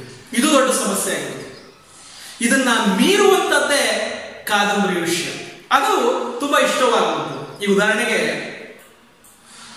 ಗುರುಬ್ರಹ್ಮ ಗುರು ವಿಷ್ಣು ಗುರುದೇವೋ ಮಹೇಶ್ವರ ಗುರು ಸಾಕ್ಷಾತ್ ಪರಬ್ರಹ್ಮ ತಸ್ಮೈ ಶ್ರೀ ಗುರುವೇ ನಮಃ ಎನ್ನುವಂತೆ ಗುರುವೇ ಬ್ರಹ್ಮ ಗುರುವೇ ವಿಷ್ಣು ಗುರು ಪರಬ್ರಹ್ಮ ನಿಜ. ಆದರೆ ಗುರು ಕೂಡ ಒಬ್ಬ ಪೂಜನೀಯ ವ್ಯಕ್ತಿಯ ಪುರುಷ ಅನ್ನೋದು ಮರೆತಿರುವಂತಹ ಸನ್ನಿವೇಶ ಕೆಲವೊಮ್ಮೆ ಎದುರಾಗುತ್ತೆ. ಅರಿವೇ ಗುರು ನುಡಿ ಜ್ಯೋತಿರ್ಲಿಂಗ ದಯವೇ ಧರ್ಮದ ಮೂಲ ತರಂಗ ಎನ್ನುವಂತಹ ಅದೇ ಗುರುವಿನ ಮತ್ತೊಂದು ವಾಕ್ಯ ದಯೆಯನ್ನು ಕುರಿತದ್ದಾಗಿದೆ. ಆ ಗುರು ಶಿಷ್ಯನ ಬಳಿಗೆ ದಯೆಯನ್ನು ತೋರಿಸಿ ಪ್ರೀತಿಸಿ ಮದುವೆ ಆದರೆ ಗುರುವಿನ ತಪ್ಪೆ, ಸಮಾಜದ ತಿಳುವಳಿಕೆಯ ತಪ್ಪೆ ಗೊತ್ತಿಲ್ಲ. ಇನ್ನು ಅಸತೋಮ ಸದ್ಗಮಯ ತಮಸೋಮ ಜ್ಯೋತಿರ್ಗಮಯ ಮೃತ್ಯೋಮ ಅಮೃತಂಗಮಯ ಓಂ ಶಾಂತಿ ಶಾಂತಿ ಶಾಂತಿ ಎನ್ನುವಂತಹ ಕತ್ತಲೆಯನ್ನು ಹೋಗಲಾಡಿಸಿ ಬೆಳಕನ್ನ ನೀಡುವಂತಹ ಚಿಂತನೆ ಗುರುವಿನ ಕರ್ತವ್ಯವೇ ಹೊರತು ಯಾವುದೋ ಒಂದು ಪದ್ಧತಿಯನ್ನ ರೂಪಿಸಿ ಆ ಪದ್ಧತಿಯ ಒಳಗೆ ಕುಳಿತುಕೊಂಡು ಬಿಡುವಂತದ್ದಲ್ಲ. ಸದಾಶಿವರಾಯರು ಮಾಡಿದ್ದು ಅದೇ. ನಾಗರತ್ನ ಎನ್ನುವ ಪ್ರಿಯ ಧರ್ಮ ಪತ್ನಿಯನ್ನ ವಿರೋಧಿಸಲೂ ಇಲ್ಲ, ತ್ಯಜಿಸಲೂ ಇಲ್ಲ. ಬದಲಿಗೆ ತನ್ನ ಜ್ಞಾನ ಶಾಖೆಯ ಉಪಶಾಖೆಗಳನ್ನ ಇಡೀ ಜಗತ್ತಿಗೆ ಕಾಣಿಕೆಯಾಗಿ ಕೊಡಲಿಕ್ಕೆ ಕರುಣಾರತ್ನಿಯನ್ನ ಮದುವೆಯಾದರೆ ಹೊರತು ತನ್ನ ದೈಹಿಕ ವಾಂಛೆಯಿಂದ. ಇನ್ನು ಮದುವೆಯೇ ಬೇಡವೆನ್ನುತ್ತಿದ್ದಂತಹ ರಾಜಾರಾಯ ಅಂದು ನಿಕೃಷ್ಟದ ಸ್ಥಿತಿಯಲ್ಲಿದ್ದಂತಹ ಸಮಾಜದಲ್ಲಿ ಎಲ್ಲರ ಕೈ ಕೆಳಮಟ್ಟದ ಚಿತ್ರದಿಂದ ನಡೆಸಿದಂತಹ ವಿಧೇಯವರಿಗೆ ವಿವಾಹಕ್ಕೆ ಪ್ರೋತ್ಸಾಹ ನೀಡಿ ತಾನೇ ಮುಂದೆ ನಿಂತು ಮಾದರಿಯಾದದ್ದು ಗುರುವಿನ ಮಹಾನ್ ಧರ್ಮ ಅಲ್ಲದೆ ಮತ್ತೆ ನೀಡಿ. ಇನ್ನು ಶ್ರೀನಿವಾಸ ಹೋತ್ರಿಗಳು ತನ್ನ ಸೊಸೆಯಾದರೂ ಕೂಡ ಸೊಸೆಯ ಆ ಒಂದು ನಿರ್ಧಾರವನ್ನ ಅವಳ ಸ್ವತಂತ್ರಕ್ಕೆ ಬಿಟ್ಟಿದ್ರೂ ಕೂಡ ಒಂದು ರೀತಿಯ ವಿಭಿನ್ನ ಮಾನವನ ಸಹಧರ್ಮ. ವಂಶದ ಉದ್ಧಾರವನ್ನ, ವಂಶದ ವೃಕ್ಷವನ್ನ, ವಂಶದ ಬೀಜವನ್ನ ಕೊಡದೆ ನಿನ್ನ ಇಷ್ಟಕ್ಕೆ ಎಂದು ಅವಳಿಗೆ ಬಿಟ್ಟಿದ್ದು ಒಂದು ಹಂತವಾದರೆ, ಅವಳ ನಿರ್ಧಾರವನ್ನ ತನಗರಿವಿಲ್ಲದಂತೆಯೇ ಗೌರವಿಸಿ ಅದನ್ನ ಪ್ರೋತ್ಸಾಹಿಸಿದ್ದು ಕೂಡ ಮತ್ತೊಂದು ಅವರ ಗುಣಧರ್ಮವೇ ಆಗಿದೆ ಎನ್ನುವುದು ನನ್ನ ಅಭಿಪ್ರಾಯ. ಇನ್ನು ಕಾತ್ಯಾಯಿನಿ ಒಬ್ಬ ವಿಧವೆಯಾಗಿದ್ದಂಥವಳು ನಂಜುಂಡ ಹೋತ್ರೆಯನ್ನ ಮದುವೆಯಾಗಿ ಸುಮಾರು 2 ವರ್ಷ ವೈವಾಹಿಕ ಜೀವನವನ್ನು ನಡೆಸಿ ಚಿನ್ನಿ ಎನ್ನುವಂತಹ ಗಂಡು ಮಗುವನ್ನ ಪಡೆದು ಮನೆಯಲ್ಲಿ ಮಗುವನ್ನ ಸಾಕಿಕೊಂಡು ಇರಬೇಕಾಗಿದ್ದಂತಹ ವಿಧವೆ ದೈಹಿಕ ಆಸೆಗೆ, ದೈಹಿಕ ವಾಂಛೆಗೆ ಬಲಿಯಾಗಿ ರಾಜಾರಾಯರನ್ನ ಮೋಹಿಸಿದ್ದು ಪಾಪವೇ ಪುಣ್ಯವೇ ಎನ್ನುವಂತಹ ಪ್ರಶ್ನೆ ಹೇಳೋದು ಸಹಜ. ಇಲ್ಲಿ ಪಾಪ ಪುಣ್ಯ ಪ್ರಶ್ನೆಗಳಿಗಿಂತ ಒಬ್ಬ ಮಾನವನಿಗೆ ಬೇಕಾಗಿರುವಂತಹ ಭಾವನಾ ರಾಹಿತ್ಯವನ್ನ ಭಾವನಾ ಸಾಹಿತ್ಯವನ್ನಾಗಿ ಮಾಡಿಕೊಳ್ಳುವ ಧರ್ಮ ಪ್ರತಿಯೊಬ್ಬ ವ್ಯಕ್ತಿಯಲ್ಲೂ ಕೂಡ ಬೇಕೇ ಬೇಕಾಗಿದೆ. ಮನುಷ್ಯ ಸಂಘಜೀವಿ, ಸಹಜ ಜೀವಿ, ಧಾರ್ಮಿಕ ಜೀವಿ. ಒಬ್ಬನೇ ಕುಳಿತು ಬಾಳಬೇಕಾದರೆ ಪ್ರಾಣಿಗಳಿಗಿಂತ ಕೀಳಾಗುತ್ತಿದ್ದರೇನೋ. ಅವನಿಗೊಬ್ಬ ಜೊತೆಗಾರ ಬೇಕು, ಅವನಿಗೊಬ್ಬ ಜೊತೆ ಭಾವನವನ್ನ ಸಂಭವಿಸುವಂತಹ ಆತ್ಮೀಯ ಬೇಕು. ಅದಕ್ಕೆ ರಾಜಾರಾಯರು ಇಷ್ಟಪಟ್ಟಿದ್ದು ಮದುವೆಯಾದದ್ದು ಪಾಪವೇ ಅನ್ನುವಂತಹ ಪ್ರಶ್ನೆ ಬರಲಿಕ್ಕೆ ಸಾಧ್ಯವೇ ಇಲ್ಲ. ಅದು ಅವಳ ಗುಣದಲ್ಲಿ. ಅದೇ ರೀತಿ ನಂಜುಂಡ ಹೋತ್ರಿ ಶ್ರೀನಿವಾಸ ಹೋತ್ರಿಯ ತಂದೆ ತನ್ನ ಹೆಂಡತಿಯನ್ನ ದಾಸರ ಸಂಗಡ ಬಿಟ್ಟಂತಹ ಸನ್ನಿವೇಶ ಪಾಪವೇನು? ಕಿಟ್ಟಣ್ಣ ತನ್ನ ಅಣ್ಣನ ವಿರುದ್ಧವೇ ನ್ಯಾಯಾಲಯಕ್ಕೆ ಹೋಗಿ ದಾವೆ ಹೂಡಿದಂತಹ ಸನ್ನಿವೇಶ ಪಾಪವೇನು? ಗೊತ್ತಿಲ್ಲ. ಆದರೆ ಅದೇ ಕಿಟ್ಟಣ್ಣನ ವಂಶಜರು ಮುಂದೆ ಸದಾಶಿವರಾಯರಾಗಿ ರಾಜರಾಯರಾಗಿ ಮುಂದೆ ಸಮಾಜದ ಗ್ರಂಥಗಳನ್ನು ರಚನೆಕಾರರಾದಂತಹ ಮತ್ತು ಕಲೆಯನ್ನ ಕೊಟ್ಟಂತಹ ವ್ಯಕ್ತಿಗಳಾಗಿ ಮುಂದೆ ಕಾಣಿಕೆಯನ್ನು ಕೊಡೋದ್ರಲ್ಲಿ ಆ ವಂಶ ಪುಣ್ಯವನ್ನು ಮಾಡಿದೆಯಲ್ಲ, ಇನ್ನೇನಾಗ್ಬೇಕು ಹೇಳಿ? ಇನ್ನು ಭಗೀರಥಮ್ಮ ಮತ್ತು ಲಕ್ಷ್ಮಿ ಇವರಿಬ್ಬರ ವಿಚಾರದಲ್ಲೂ ಪಾಪ ಪುಣ್ಯಗಳ ಗೊಡವೆ ಎಂದೂ ಕೂಡ ಕಾಡೋದೇ ಇಲ್ಲ. ಗಂಡನಿಗೆ ಪ್ರಿಯವಾಗಲಿ ಎಂದು ಲಕ್ಷ್ಮಿಯನ್ನೇ ಗಂಡನ ಬಳಿಯಲ್ಲಿ ಕಳುಹಿಸಲು ನಿಂತ ಭಗೀರಥಮ್ಮ ಸ್ತ್ರೀಶಕ್ತಿಯ ದ್ಯೋತಕವಾದರೆ, ಶೀನಪ್ಪನನ್ನ ಆತ್ಮೀಯವಾಗಿ ಪ್ರೀತಿಯಿಂದಲೇ ಆಧ್ಯಾತ್ಮಿಕ ಪತಿಯನ್ನಾಗಿ ಸ್ವೀಕರಿಸಿದ ಲಕ್ಷ್ಮಿ ಭಗೀರಥಮ್ಮನ ಮತ್ತೊಂದು ಸ್ತ್ರೀತ್ವ. ಜೊತೆಗೆ ನಾಗರತ್ನಮ್ಮ ತನ್ನ ಪ್ರಸ್ತುತ ಜೀವನದ ಜನ್ಮದ ಪಾಪ ಪರಿಹಾರವನ್ನ ಮಾಡಲಿಕ್ಕೆ ಕೋಟಿ ಸಲ ರಾಮನಾಮವನ್ನು ಬರೀಲಿಕ್ಕೆ ಪ್ರಯತ್ನ ಪಟ್ಟಂತಹ ಸನ್ನಿವೇಶ ಅವಳ ಮೂಢತೆಯ ಅಜ್ಞಾನತೆಯ ಸಂಕೇತ ಅಂತ ನಾವು ಭಾವಿಸಬಹುದು. ಆ ರಾಮನಾಮದ ಚಿಂತನೆಯಲ್ಲಿ ತನ್ನ ವಿಶಿಷ್ಟ ಸ್ಫೂರ್ತಿಯನ್ನ, ಸಂಯಮವನ್ನ, ಆತ್ಮೀಯತೆಯನ್ನ ಬೆಳೆಸಿಕೊಳ್ಳುವ ಒಂದು ಗುಣದ ಗ್ರಾಹಿತ್ಯ. ಸೊ ಅದರಿಂದಲೇ ಇಲ್ಲಿ ಯಾವುದು ಪಾಪ, ಯಾವುದು ಪುಣ್ಯ, ಯಾವುದು ಧರ್ಮ, ಯಾವುದು ಅಧರ್ಮ ಎನ್ನುವಂತಹ ಗೋಜಲಿಗೆ ಹೋಗದೆ ಪ್ರತಿಯೊಂದರಲ್ಲೂ ಪುಣ್ಯವಿದೆ, ಪ್ರತಿಯೊಂದರಲ್ಲೂ ಪಾಪವಿದೆ, ಪ್ರತಿಯೊಂದರಲ್ಲೂ ಧರ್ಮವಿದೆ, ಪ್ರತಿಯೊಂದರಲ್ಲೂ ಅಧರ್ಮವಿದೆ ಎನ್ನುವ ರೀತಿಯಲ್ಲಿ ನಾವು ಚಿಂತನೆಯನ್ನು ಮಾಡಬೇಕಾಗಿದೆ. ವಂಶ ವೃಕ್ಷ, ನೀವು ಒಂದು ಮರವನ್ನು ತೆಗೆದುಕೊಳ್ಳಿ. ಮರದಲ್ಲಿ ಯಾವ ಅಂಗ ಶ್ರೇಷ್ಠ ಅಂತ ಕೇಳಿದ್ರೆ ನೀವು ಏನು ಹೇಳಬಲ್ಲಿರಿ? ಮರದಲ್ಲಿ ಹೂವು ಶ್ರೇಷ್ಠವೇ, ಹಣ್ಣು ಶ್ರೇಷ್ಠವೇ, ತೊಗಟೆ ಶ್ರೇಷ್ಠವೇ, ಕಾಂಡ ಶ್ರೇಷ್ಠವೇ, ಅಥವಾ ಭೂಮಿಯ ಆಳದಲ್ಲಿ ನೆಲೆಯೂರುವಂತಹ ಬೇರು ಶ್ರೇಷ್ಠವೇ? ಯಾವುದು ಶ್ರೇಷ್ಠವೆಂದು ಕೇಳಿದರೆ ನಾವು ಒಂದೇ ಉತ್ತರವನ್ನು ಕೊಡಲಿಕ್ಕೆ ಸಾಧ್ಯ ಇಲ್ಲ. ಯಾಕೆಂದರೆ ಬೇರಿಲ್ಲದೆ ಕಾಂಡವಿಲ್ಲ, ಕಾಂಡವಿಲ್ಲದೆ ತೊಗಟೆ ಇಲ್ಲ, ತೊಗಟೆ ಇಲ್ಲದೆ ಹಣ್ಣಿಲ್ಲ, ಹಣ್ಣಿಲ್ಲದೆ ಹೂವಿಲ್ಲ, ಹೂವಿಲ್ಲದೆ ಬೀಜವಿಲ್ಲ, ಮತ್ತೆ ಬೀಜವಿಲ್ಲದೆ ಬೇರಿಲ್ಲ. ಸೊ ಈ ರೀತಿಯ ಭ್ರಮರದಂತೆ ಸುತ್ತುವಂತಹ ಸನ್ನಿವೇಶ ನಮ್ಮ ಪ್ರಶ್ನೆಯ ಸನ್ನಿವೇಶ ಅಂತ ಅನ್ನೋದು ನನ್ನ ಅಭಿಪ್ರಾಯ. ಅದರಿಂದ ನಾನು ಈ ಪ್ರಶ್ನೆಯನ್ನ ತುಂಬಾ ಒಗಟಾಗಿ ಅಥವಾ ತುಂಬಾ ವಿಶಿಷ್ಟವಾಗಿ ಕ್ಲಿಷ್ಟವಾಗಿದೆ ಅಂತ ಯಾಕೆ ಹೇಳಿದ್ನಪ್ಪ ಅಂದ್ರೆ ಇದೇ ಒಂದು ಉದ್ದೇಶ. ನಿಮಗೆ ಒಂದು ಕಗ್ಗವನ್ನ ಹೇಳ್ತಾ ಈ ಒಂದು ಉತ್ತರಕ್ಕೆ ಇದು ಸ್ಪಷ್ಟೀಕರಣವನ್ನ ಕೊಡಬಹುದೇನು? ಏನಪ್ಪಾ ಅಂತಂದ್ರೆ, ಡಿ.ವಿ.ಜಿರವರ ಈ ಕಗ್ಗ ನಮಗೆ ಅಂತಿಮವಾಗಿ ಸಂಶ್ಲೇಷಣೆ ಆಗಬಲ್ಲದೇನು? ಅನುರಾಗ ದುಃಖಗಳೊಮ್ಮೊಮ್ಮೆ ಬಿರುಬಿಸಿ ಮನದಿ ತೆರದಿ ಕಳೆಯುವುದು ಮೊಳೆತು, ಘನವರ್ಷ ಬಿರುಗಾಳಿ ಬಡಿಯಲಿರುಳೋಳು ನೆಲನ ದಿನದ ಸೊಗಸಿಂಬಡಿಯೋ ಮಂಕುತಿಮ್ಮ ಎನ್ನುವಂತೆ ಅನುರಾಗ ಮತ್ತು ದುಃಖಗಳು ಒಮ್ಮೊಮ್ಮೆ ಜೋರಾಗಿ ಸುಂಟರ ಗಾಳಿಯ ರೀತಿಯಲ್ಲಿ ಬೀಸಿಬಿಡ್ಬೇಕು.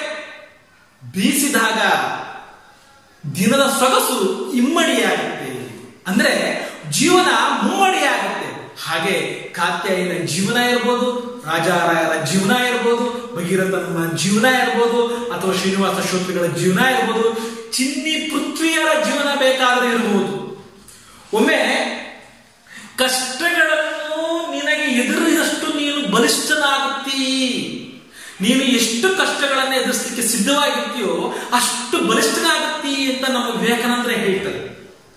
ಕಷ್ಟಗಳನ್ನು ಸ್ವೀಕರಿಸುವ ಗುಣವನ್ನ ಹೊಂದು ಎನ್ನುವಂತಹ ವಿಚಾರಗಳನ್ನು ಹೇಳ್ತಾರೆ. ಆಗ ನಾವು ಧರ್ಮ ಮತ್ತು ಅಧರ್ಮಗಳ ಚಿಂತನೆಯನ್ನ ಅಲ್ಲಿ ನಾವು ನಡೆಸಬಹುದು ವಿಚಾರ. ಕಬೀರ ಒಂದ್ ಕಡೆ ಹೇಳ್ತಾರೆ, ಗುರುವೆಂದರೆ ಹೇಗೆ ಇರಬೇಕು, ಎಲ್ಲವ ಅರ್ಪಿಸುತ್ತಲಿರಬೇಕು. ಶಿಷ್ಯನೆಂದರೆ ಹೇಗಿರಬೇಕು, ಎಲ್ಲವೂ ಬಿಡಬೇಕು. ಕಬೀರ, ಎಲ್ಲವೂ ಬಿಡಬೇಕು. ಅದನ್ನು ಸ್ವಲ್ಪ ಉಲ್ಟ ಮಾಡಿ ನೋಡೋಣ. ಗುರುವೆಂದರೆ ಹೇಗಿರಬೇಕು, ಎಲ್ಲವ ಬಿಡಬೇಕು. ಶಿಷ್ಯನೆಂದರೆ ಹೇಗಿರಬೇಕು, ಎಲ್ಲವ ಅರ್ಪಿಸುತ್ತಲಿರಬೇಕು. ಹೀಗೆ ಅರ್ಪಿಸುವುದು ಮತ್ತು ಬಿಡುವುದು ಎರಡರ ಗುಣಗಳನ್ನು ಹೊಂದಿದಾಗ ಮಾತ್ರ ಗುರು ಶಿಷ್ಯರ ಸಂಬಂಧ ಉತ್ತಮವಾಗಿ ಸಾಗುವುದು ಅನ್ನುವುದನ್ನ ಸದಾಶಿವರಾಯರ ಮತ್ತು ಕರುಣಾರತ್ನೆಯ ಪಾತ್ರದಲ್ಲಿ ನಾವು ನೋಡ್ತಾ ಹೋಗ್ತೀವಿ. ಕರುಣಾರತ್ನೆ ತನ್ನ ಪತಿಯಿಂದಲೂ ಹೆಚ್ಚಿನ ಸ್ಥಾನವನ್ನು ತನ್ನ ಗುರುಗಳಿಗೆ ಕೊಟ್ಟು ಅವರ 5 ಉದ್ಗ್ರಂಥಗಳನ್ನ, ಸಂಶೋಧನಾ ಪರಿಷ್ಕೃತ ಗ್ರಂಥಗಳನ್ನ ಕೊಟ್ಟಂತಹ ಕೊಡುಗೆ. ಸೊ ಇಲ್ಲೆಲ್ಲ ನಾವು ಯಾವುದು ಧರ್ಮ ಯಾವುದು ಅಧರ್ಮ ಅನ್ನುವಂತಹ ಪ್ರಶ್ನೆ ಮಾಡಬಹುದು. ಹಾಗಾದ್ರೆ ಒಬ್ಬಳು ಟೈಪಿಸ್ಟ್ ಆಗಿ, ಒಬ್ಬಳು ಸಹಾಯಕಿಯಾಗಿ ಆ ರೀತಿ ಸದಾಶಿವರಾಯರಿಗೆ ಸಹಾಯವನ್ನ ಮಾಡಬಹುದಿತ್ತಲ್ವೇ, ಅದು ಧರ್ಮವಲ್ಲವೇ ಎನ್ನುವಂತಹ ಪ್ರಶ್ನೆ ಹೇಳಬಹುದು. ಧರ್ಮವೇ ನಿಜ, ಆದರೆ ಪೂರ್ಣ ಧರ್ಮ ಆಗಬಹುದೇನೋ ಎನ್ನುವಂತಹ ಗೊಂದಲ ಇದೆ. ಯಾಕೆಂದ್ರೆ ಯಾವುದೇ ವಿಚಾರಗಳನ್ನ ನಾವು ಬೇರೊಂದು ಸನ್ನಿವೇಶದಲ್ಲಿ ಕುಳಿತು ಸುಲಭವಾಗಿ ಚರ್ಚಿಸಬಹುದು, ಸಮಸ್ಯೆ ಏನಿಲ್ಲ. ಅದು ಹಿಂಗಿರ್ಬೇಕಿತ್ತು, ಅದು ಹಾಗಿರ್ಬೇಕಿತ್ತು, ಅದು ಆಗಿರ್ಬೇಕಿತ್ತು ಅಂತ. ಆದರೆ ಅದನ್ನ ಅದರದೇ ಆದ ಜಾಗದಲ್ಲಿ ಕುಳಿತು ನೋಡಿದಾಗ ಅದು ಮಾಡಿದಂತಹ ಕಾರ್ಯ ಸರಿಯೇ ತಪ್ಪೇ ಎನ್ನುವಂತಹ ವಿಶ್ಲೇಷಣೆ ಮಾಡೋದು ತುಂಬಾನೇ ಕಷ್ಟ ಆಗುತ್ತೆ. ಯಾಕೆಂದ್ರೆ ಮನದ ಚಿಂತನೆಯೇ ಹಾಗೆ, ವಿಶ್ಲೇಷಣೆಯೇ ಹಾಗೆ. ಆದ್ದರಿಂದ ಈ ಕಾದಂಬರಿಯಲ್ಲಿ ನೀವು ಧರ್ಮ ಮತ್ತು ಅಧರ್ಮಗಳನ್ನ, ಯಾವುದು ಧರ್ಮ ಯಾವುದು ಅಧರ್ಮ ಎನ್ನುವಂತ ಪ್ರಶ್ನೆಗೆ ಹೋಗದೆ, ಯಾವುದು ಪಾಪ ಯಾವುದು ಪುಣ್ಯ ಎನ್ನುವಂತಹ ಆ ಪ್ರಶ್ನೆಗೆ ಹೋಗದೆ, ಭಗೀರಥಮ್ಮನ ಬಾಯಲ್ಲೇ ಬಂದ್ಬಿಡುತ್ತೆ. ಈ ವಂಶವನ್ನ ಹಾಳು ಮಾಡಿದ್ದಾಯ್ತು, ಆ ವಂಶವನ್ನು ಕೂಡ ಹಾಳು ಮಾಡ್ಲಿಕ್ಕೆ ಹೊರಟಿದೀಯಾ, ಅವಳನ್ನು ಹೋಗಿ ಮದುವೆ ಹಾಕಿನ ಮುಂಚೆ ಒಡೆದು ಕರ್ಕೊಂಬರೋಣ ಬಾ ಅಂತ ಶ್ರೀನಿವಾಸ ಶುಕ್ಲಿಗಳನ್ನ ಕೇಳಿದಾಗ ನಾವು ಬಲವಂತದಿಂದ ಯಾವುದೇ ವಿಚಾರಗಳನ್ನ ಮಾಡೋದು ಸರಿಯಲ್ಲ ಅನ್ನುವಂತ ಅಭಿಪ್ರಾಯಕ್ಕೆ ಬರುತ್ತಾರೆ. ಇಲ್ಲಿ ಧರ್ಮ ಅಧರ್ಮಗಳ ಪ್ರಶ್ನೆಗೆ ಉತ್ತರ ಸಮರ್ಪಕವಾಗಿ ಸಿಗ್ತವಾಗುತ್ತೆ. ಯಾವತ್ತೂ ಅಷ್ಟೇ ಒಬ್ಬ ವ್ಯಕ್ತಿಗೆ ತಾನು ಮಾಡುವುದು ಸರಿಯೇ ತಪ್ಪೇ ಎನ್ನುವಂತಹ ವಿಚಾರ ಅವನಿಗೆ ಅನುಭವದ ಪರಿಪಕ್ವದ ಪಾಕದಿಂದ ಬಂದಾಗಲೇ ಅದಕ್ಕೆ ಒಂದು ಪೂರ್ಣತೆ ಸಿಗುತ್ತೆ. ಅಲ್ಲಿಯವರೆಗೂ ಕಾಯುವ ತಾಳ್ಮೆಯನ್ನ, ಕಾಯುವ ಸಂಯಮವನ್ನ, ಕಾಯುವ ನಿರೀಕ್ಷೆಯನ್ನು ನಾವು ಇಟ್ಕೊಂಡಾಗ ಮಾತ್ರ ನಮಗೆ ವಿಚಾರಗಳು ಅರ್ಥ ಆಗುತ್ತೆ. ಎಲ್ಲ ಅರ್ಥವೂ ಅಷ್ಟೇ, ಯಾವುದೂ ಪೂರ್ಣವಲ್ಲ, ಯಾವುದೂ ಅಪೂರ್ಣವಲ್ಲ, ಯಾವುದೂ ಮೇಲಲ್ಲ, ಯಾವುದೂ ಕೀಳಲ್ಲ. ಇಲ್ಲಿ ಆದರೂ ಕೂಡ ಸಾವಧಾನವಾಗಿ ಸಾಗಬೇಕೆನ್ನುವಂತಹ ತತ್ವವನ್ನ ನಾವು ಮನದಲ್ಲಿ ಇಟ್ಟುಕೊಳ್ಳುವಂತಹ ಅಂಶ ನಮ್ದಾಗಬೇಕು. ಅದರಿಂದ ನಾವು ಪ್ರತಿಯೊಂದಕ್ಕೂ ಬೆಲೆ ಕೊಡುತ್ತಾ, ಪ್ರತಿಯೊಂದನ್ನೂ ಕೂಡ ತಿಳಿಸದೆ ಇರುತ್ತಾ, ತಿಳಿಸಿದವರನ್ನ ತೆಗಳದೆ ಹೊಗಳದೆ ಸಮ ಮುಕ್ತತೆಯಿಂದ ಸ್ವೀಕರಿಸುತ್ತಾ ಇದ್ದಾಗ ಧರ್ಮ ಕರ್ಮಗಳ ಯಶಸ್ವಿ ತತ್ವ ನಮಗೆ ಅರ್ಥವಾಗುತ್ತೆ. ಕೃಷ್ಣ ಧರ್ಮವೆಂದರೇನೆಂದು ಭಗವದ್ಗೀತೆಯಲ್ಲಿ ಹೇಳಿದಂತೆ, ರಾಮ ನಡೆದು ತೋರಿಸಿದಂತೆ ನಾವು ಹೇಳುವ ನಡೆಯುವ ಅಗತ್ಯಕ್ಕಿಂತ ಹೆಚ್ಚಾಗಿ ಅರ್ಥೈಸಿ ಜಗತ್ತಿಗೆ ಕೊಡುವ ಅಗತ್ಯ ಹೆಚ್ಚಿದೆ. ಆ ಅಗತ್ಯಕ್ಕಾಗಿ ಮಾನವರು ಮಾನವೀಯತೆಯನ್ನ ಮೆರೆಯುವಂತಹ ಸ್ಥಿತಿಗೆ ನಾವು ಬರಲೇಬೇಕಾಗುತ್ತೆ. ಯಾಕೆಂದ್ರೆ ಹೇಳ್ತಾರೆ, ಮಾನವೀಯತೆಯ ಕೊನೆಯ ಬಿಕ್ಕು ಹೊತ್ತಿದಾಗಲೂ ಜನ ಕಲ್ಲು ಹೊಡೆದು ಘಾಸಿಗೊಳಿಸಿ ಗಾಯ ಮಾಡಿದರು ಎನ್ನುವಂತಹ ಸ್ಥಿತಿ ಇನ್ನು ಸಮಾಜದಲ್ಲಿ ನಿರ್ಮಾಣ ಆಗಿರ್ಬೇಕಾದ್ರೆ ಧರ್ಮ ಅಧರ್ಮಗಳಿಗಿಂತ, ಪಾಪ ಪುಣ್ಯಗಳಿಗಿಂತ ಮಾನವೀಯತೆ ಹಿನ್ನೆಲೆಯಲ್ಲಿ ನೋಡಿದಾಗ ಮಾನವರು ಮಾಡಿದಂತಹ ಕೆಲಸಗಳೆಲ್ಲವೂ ಕೂಡ ಸತ್ಯ, ನಿತ್ಯ, ಚಿತ್ತ. ಇಷ್ಟು ಸಮಾಧಾನ ಆಗದೇ ಇರಬಹುದು ಉತ್ತರಗಳಿಂದ. ನನ್ನ ವೈಯಕ್ತಿಕ ಹಿನ್ನೆಲೆಯಲ್ಲಿ, ವೈಯಕ್ತಿಕ ಅಭಿಪ್ರಾಯದಲ್ಲಿ ಈ ವಿಚಾರಗಳನ್ನ ಈ ರೀತಿ ವಿಶ್ಲೇಷಿಸಿದ್ದೀನಿ. ದಯಮಾಡಿ ಇನ್ನು ಹೆಚ್ಚಿನ ವಿಚಾರಗಳಿದ್ದರೆ ನನ್ನೊಂದಿಗೆ ಚರ್ಚಿಸಿ ಪ್ರಶ್ನೆಗಳನ್ನ ಕಳಿಸಿ ಅಂತ ಹೇಳ್ತಾ, ಇಲ್ಲಿಗೆ ಈ ನಿಮ್ಮ ಪ್ರಶ್ನೆಗೆ ಉತ್ತರವನ್ನ ಇಲ್ಲಿಗೆ ಸ್ವಲ್ಪ ವಿರಾಮವನ್ನ ಕೊಡೋಣ. ಹೀಗೆ ಈ ಕಾದಂಬರಿಯ ಬಗ್ಗೆ ಹೇಳ್ತಾ ಹೋದ್ರೆ ಸಿಗ್ಲಾರದಷ್ಟು ವಿಚಾರಗಳು ಸಿಗ್ತಲೇ ಹೋಗುತ್ತೆ. ಅದಕ್ಕೋಸ್ಕರ ನಾನು ನಿನ್ಗೆ ಹೇಳಲಿಕ್ಕೆ ಇಷ್ಟಪಡೋದು ಏನಂತ ಅಂತಂದ್ರೆ, ಈ ಕಾದಂಬರಿಯನ್ನು ಓದಿ, ಈ ಕಾದಂಬರಿಯಲ್ಲಿ ಅಡಕವಾಗಿರುವಂತಹ ಜೀವನದ ಸತ್ಯಗಳನ್ನ, ಜೀವನದ ದೃಶ್ಯಗಳನ್ನ ನೀವು ಒಮ್ಮೆ ಅರ್ಥ ಮಾಡ್ಕೊಂಡು ನೋಡಿ. ಇದಕ್ಕೆ ಸಾಹಿತ್ಯ ಅಭಿರುಚಿ ಬೇಕು. ಮತ್ತೊಮ್ಮೆ ಡಿವಿಜಿಯವರ ಕಗ್ಗವನ್ನ ಕೋಟ್ ಮಾಡುತ್ತಾ ಈ ಒಂದು ವಿಶೇಷ ವಿಡಿಯೋವನ್ನ ಅಂತಿಮಗೊಳಿಸ್ತಾ ಇದ್ದೀನಿ. ವಿಚಾರಗಳಲ್ಲಿ ಹೇಳ್ತಾ ಹೋದ್ರೆ ಮುಗಿಯೋದೇ ಇಲ್ಲ. ಪುಸ್ತಕದ ದೊರೆತರಿವು ಮಸ್ತಕದಿ ತಳೆದ ಮಣಿ, ಚಿತ್ತದಳು ಬೆಳೆದರಿವು ತರುತಳೆದ ಪುಷ್ಪ, ವಸ್ತು ಸಾಕ್ಷಾತ್ಕಾರ ಅಂತರೀಕ್ಷಣೆಯಿಂದ ಶಾಸ್ತ್ರಿತನದಿಂದಲ್ಲ ಮುಂಕುತಿಮ್ಮ ಅಂತ ಹೇಳಿದ್ರು. ಈ ಪುಸ್ತಕದಲ್ಲಿ ದೊರೆತಂತ ಅರಿವನ್ನ ಅಂತರೀಕ್ಷಣೆಯಿಂದ ನೋಡಿದ್ದೇ ಆದ್ರೆ ನಮ್ಮ ಜೀವನದಲ್ಲಿ ಬದಲಾವಣೆಗಳು ಆಗೋದ್ರಲ್ಲಿ ಯಾವುದೇ ಎರಡು ಮಾತಿಲ್ಲ. ಅದರಿಂದ ದಯಮಾಡಿ ನಿಮ್ಗೆಲ್ಲರೂ ಕಳಕಳಿಯ ಕೇಳ್ಕೊಳ್ಳೋದೇನಪ್ಪಾ ಅಂದ್ರೆ, ಈ ಒಂದು ಪುಸ್ತಕವನ್ನ ಓದುವ ಅಭ್ಯಾಸ ಮಾಡಿ. ಅದರಲ್ಲೂ ಕೂಡ ವಿಶೇಷವಾಗಿ ನಮ್ಮ ಕನ್ನಡ ಸಾಹಿತ್ಯ ಇಡೀ ವಿಶ್ವ ಸಾಹಿತ್ಯದಲ್ಲೇ ಒಂದು ರೀತಿ ವಿಚಿತ್ರ ವಿಭಿನ್ನ ವಿಶೇಷವಾದಂತಹ ಚಿಂತನೆಗಳನ್ನು ಕೊಟ್ಟಂತಹ ಸಾಹಿತ್ಯ ಕೃಷಿ. ಕವಿಗಳಂತೂ ಹೇಳಲಿಕ್ಕೆ ತೀರದಂತಹ ಒಂದು ದಾಹದಂತಹ ಇರುವಂತಹ ಮಹಾನ್ ಮೇಧಾವತನದ ಜೀವನ ದರ್ಶನಗಳು. ಸೊ ಅದರಿಂದ ನೀವೆಲ್ಲ ಈ ಒಂದು ಬಿಡುವಿನ ವೇಳೆಯಲ್ಲಿ ಅಥವಾ ನಿಮ್ಮ ಬಿಡುವಿನ ವೇಳೆಯಲ್ಲಿ ಅಥವಾ ನಿಮ್ಮ ಏಕಾಂತವನ್ನ ಈ ಸಾಹಿತ್ಯ ಕೃಷಿಯನ್ನು ಓದೋದ್ರ ಮೂಲಕ ಪಡ್ಕೊಂಡಿದ್ದೆ ಆದ್ರೆ ನಿಮ್ಮ ಅನೇಕ ಚಿಂತನೆಗಳು ಹೊಸ ದಿಕ್ಕನ್ನ ತಲುಪುತ್ತೆ ಅಂತ ಹೇಳ್ತಾ, ಈ ವಂಶವೃಕ್ಷದ ಕೇಳಲಿಕ್ಕೆ, ಈ ವಂಶವೃಕ್ಷದ ವಿಚಾರಗಳನ್ನ, ನನ್ನ ಅಭಿಪ್ರಾಯಗಳನ್ನ, ವೈಯಕ್ತಿಕ ಅಭಿಪ್ರಾಯವನ್ನ ಕೇಳಲಿಕ್ಕೆ ನೀವೆಲ್ಲ ಮನಸ್ಸು ಕೊಟ್ಟು ಆಲಿಸಿದಿರ. ನಿಮ್ಗೆಲ್ಲರಿಗೂ ಮತ್ತೊಮ್ಮೆ ಹೃದಯ ಪೂರ್ವಕ ಧನ್ಯವಾದಗಳನ್ನ ಅರ್ಪಿಸ್ತಾ ಇಲ್ಲಿಗೆ ಈ ಒಂದು ವಿಡಿಯೋವನ್ನ ಮುಗಿಸ್ತಾ ಇದ್ದೀವಿ. ಧನ್ಯವಾದಗಳು.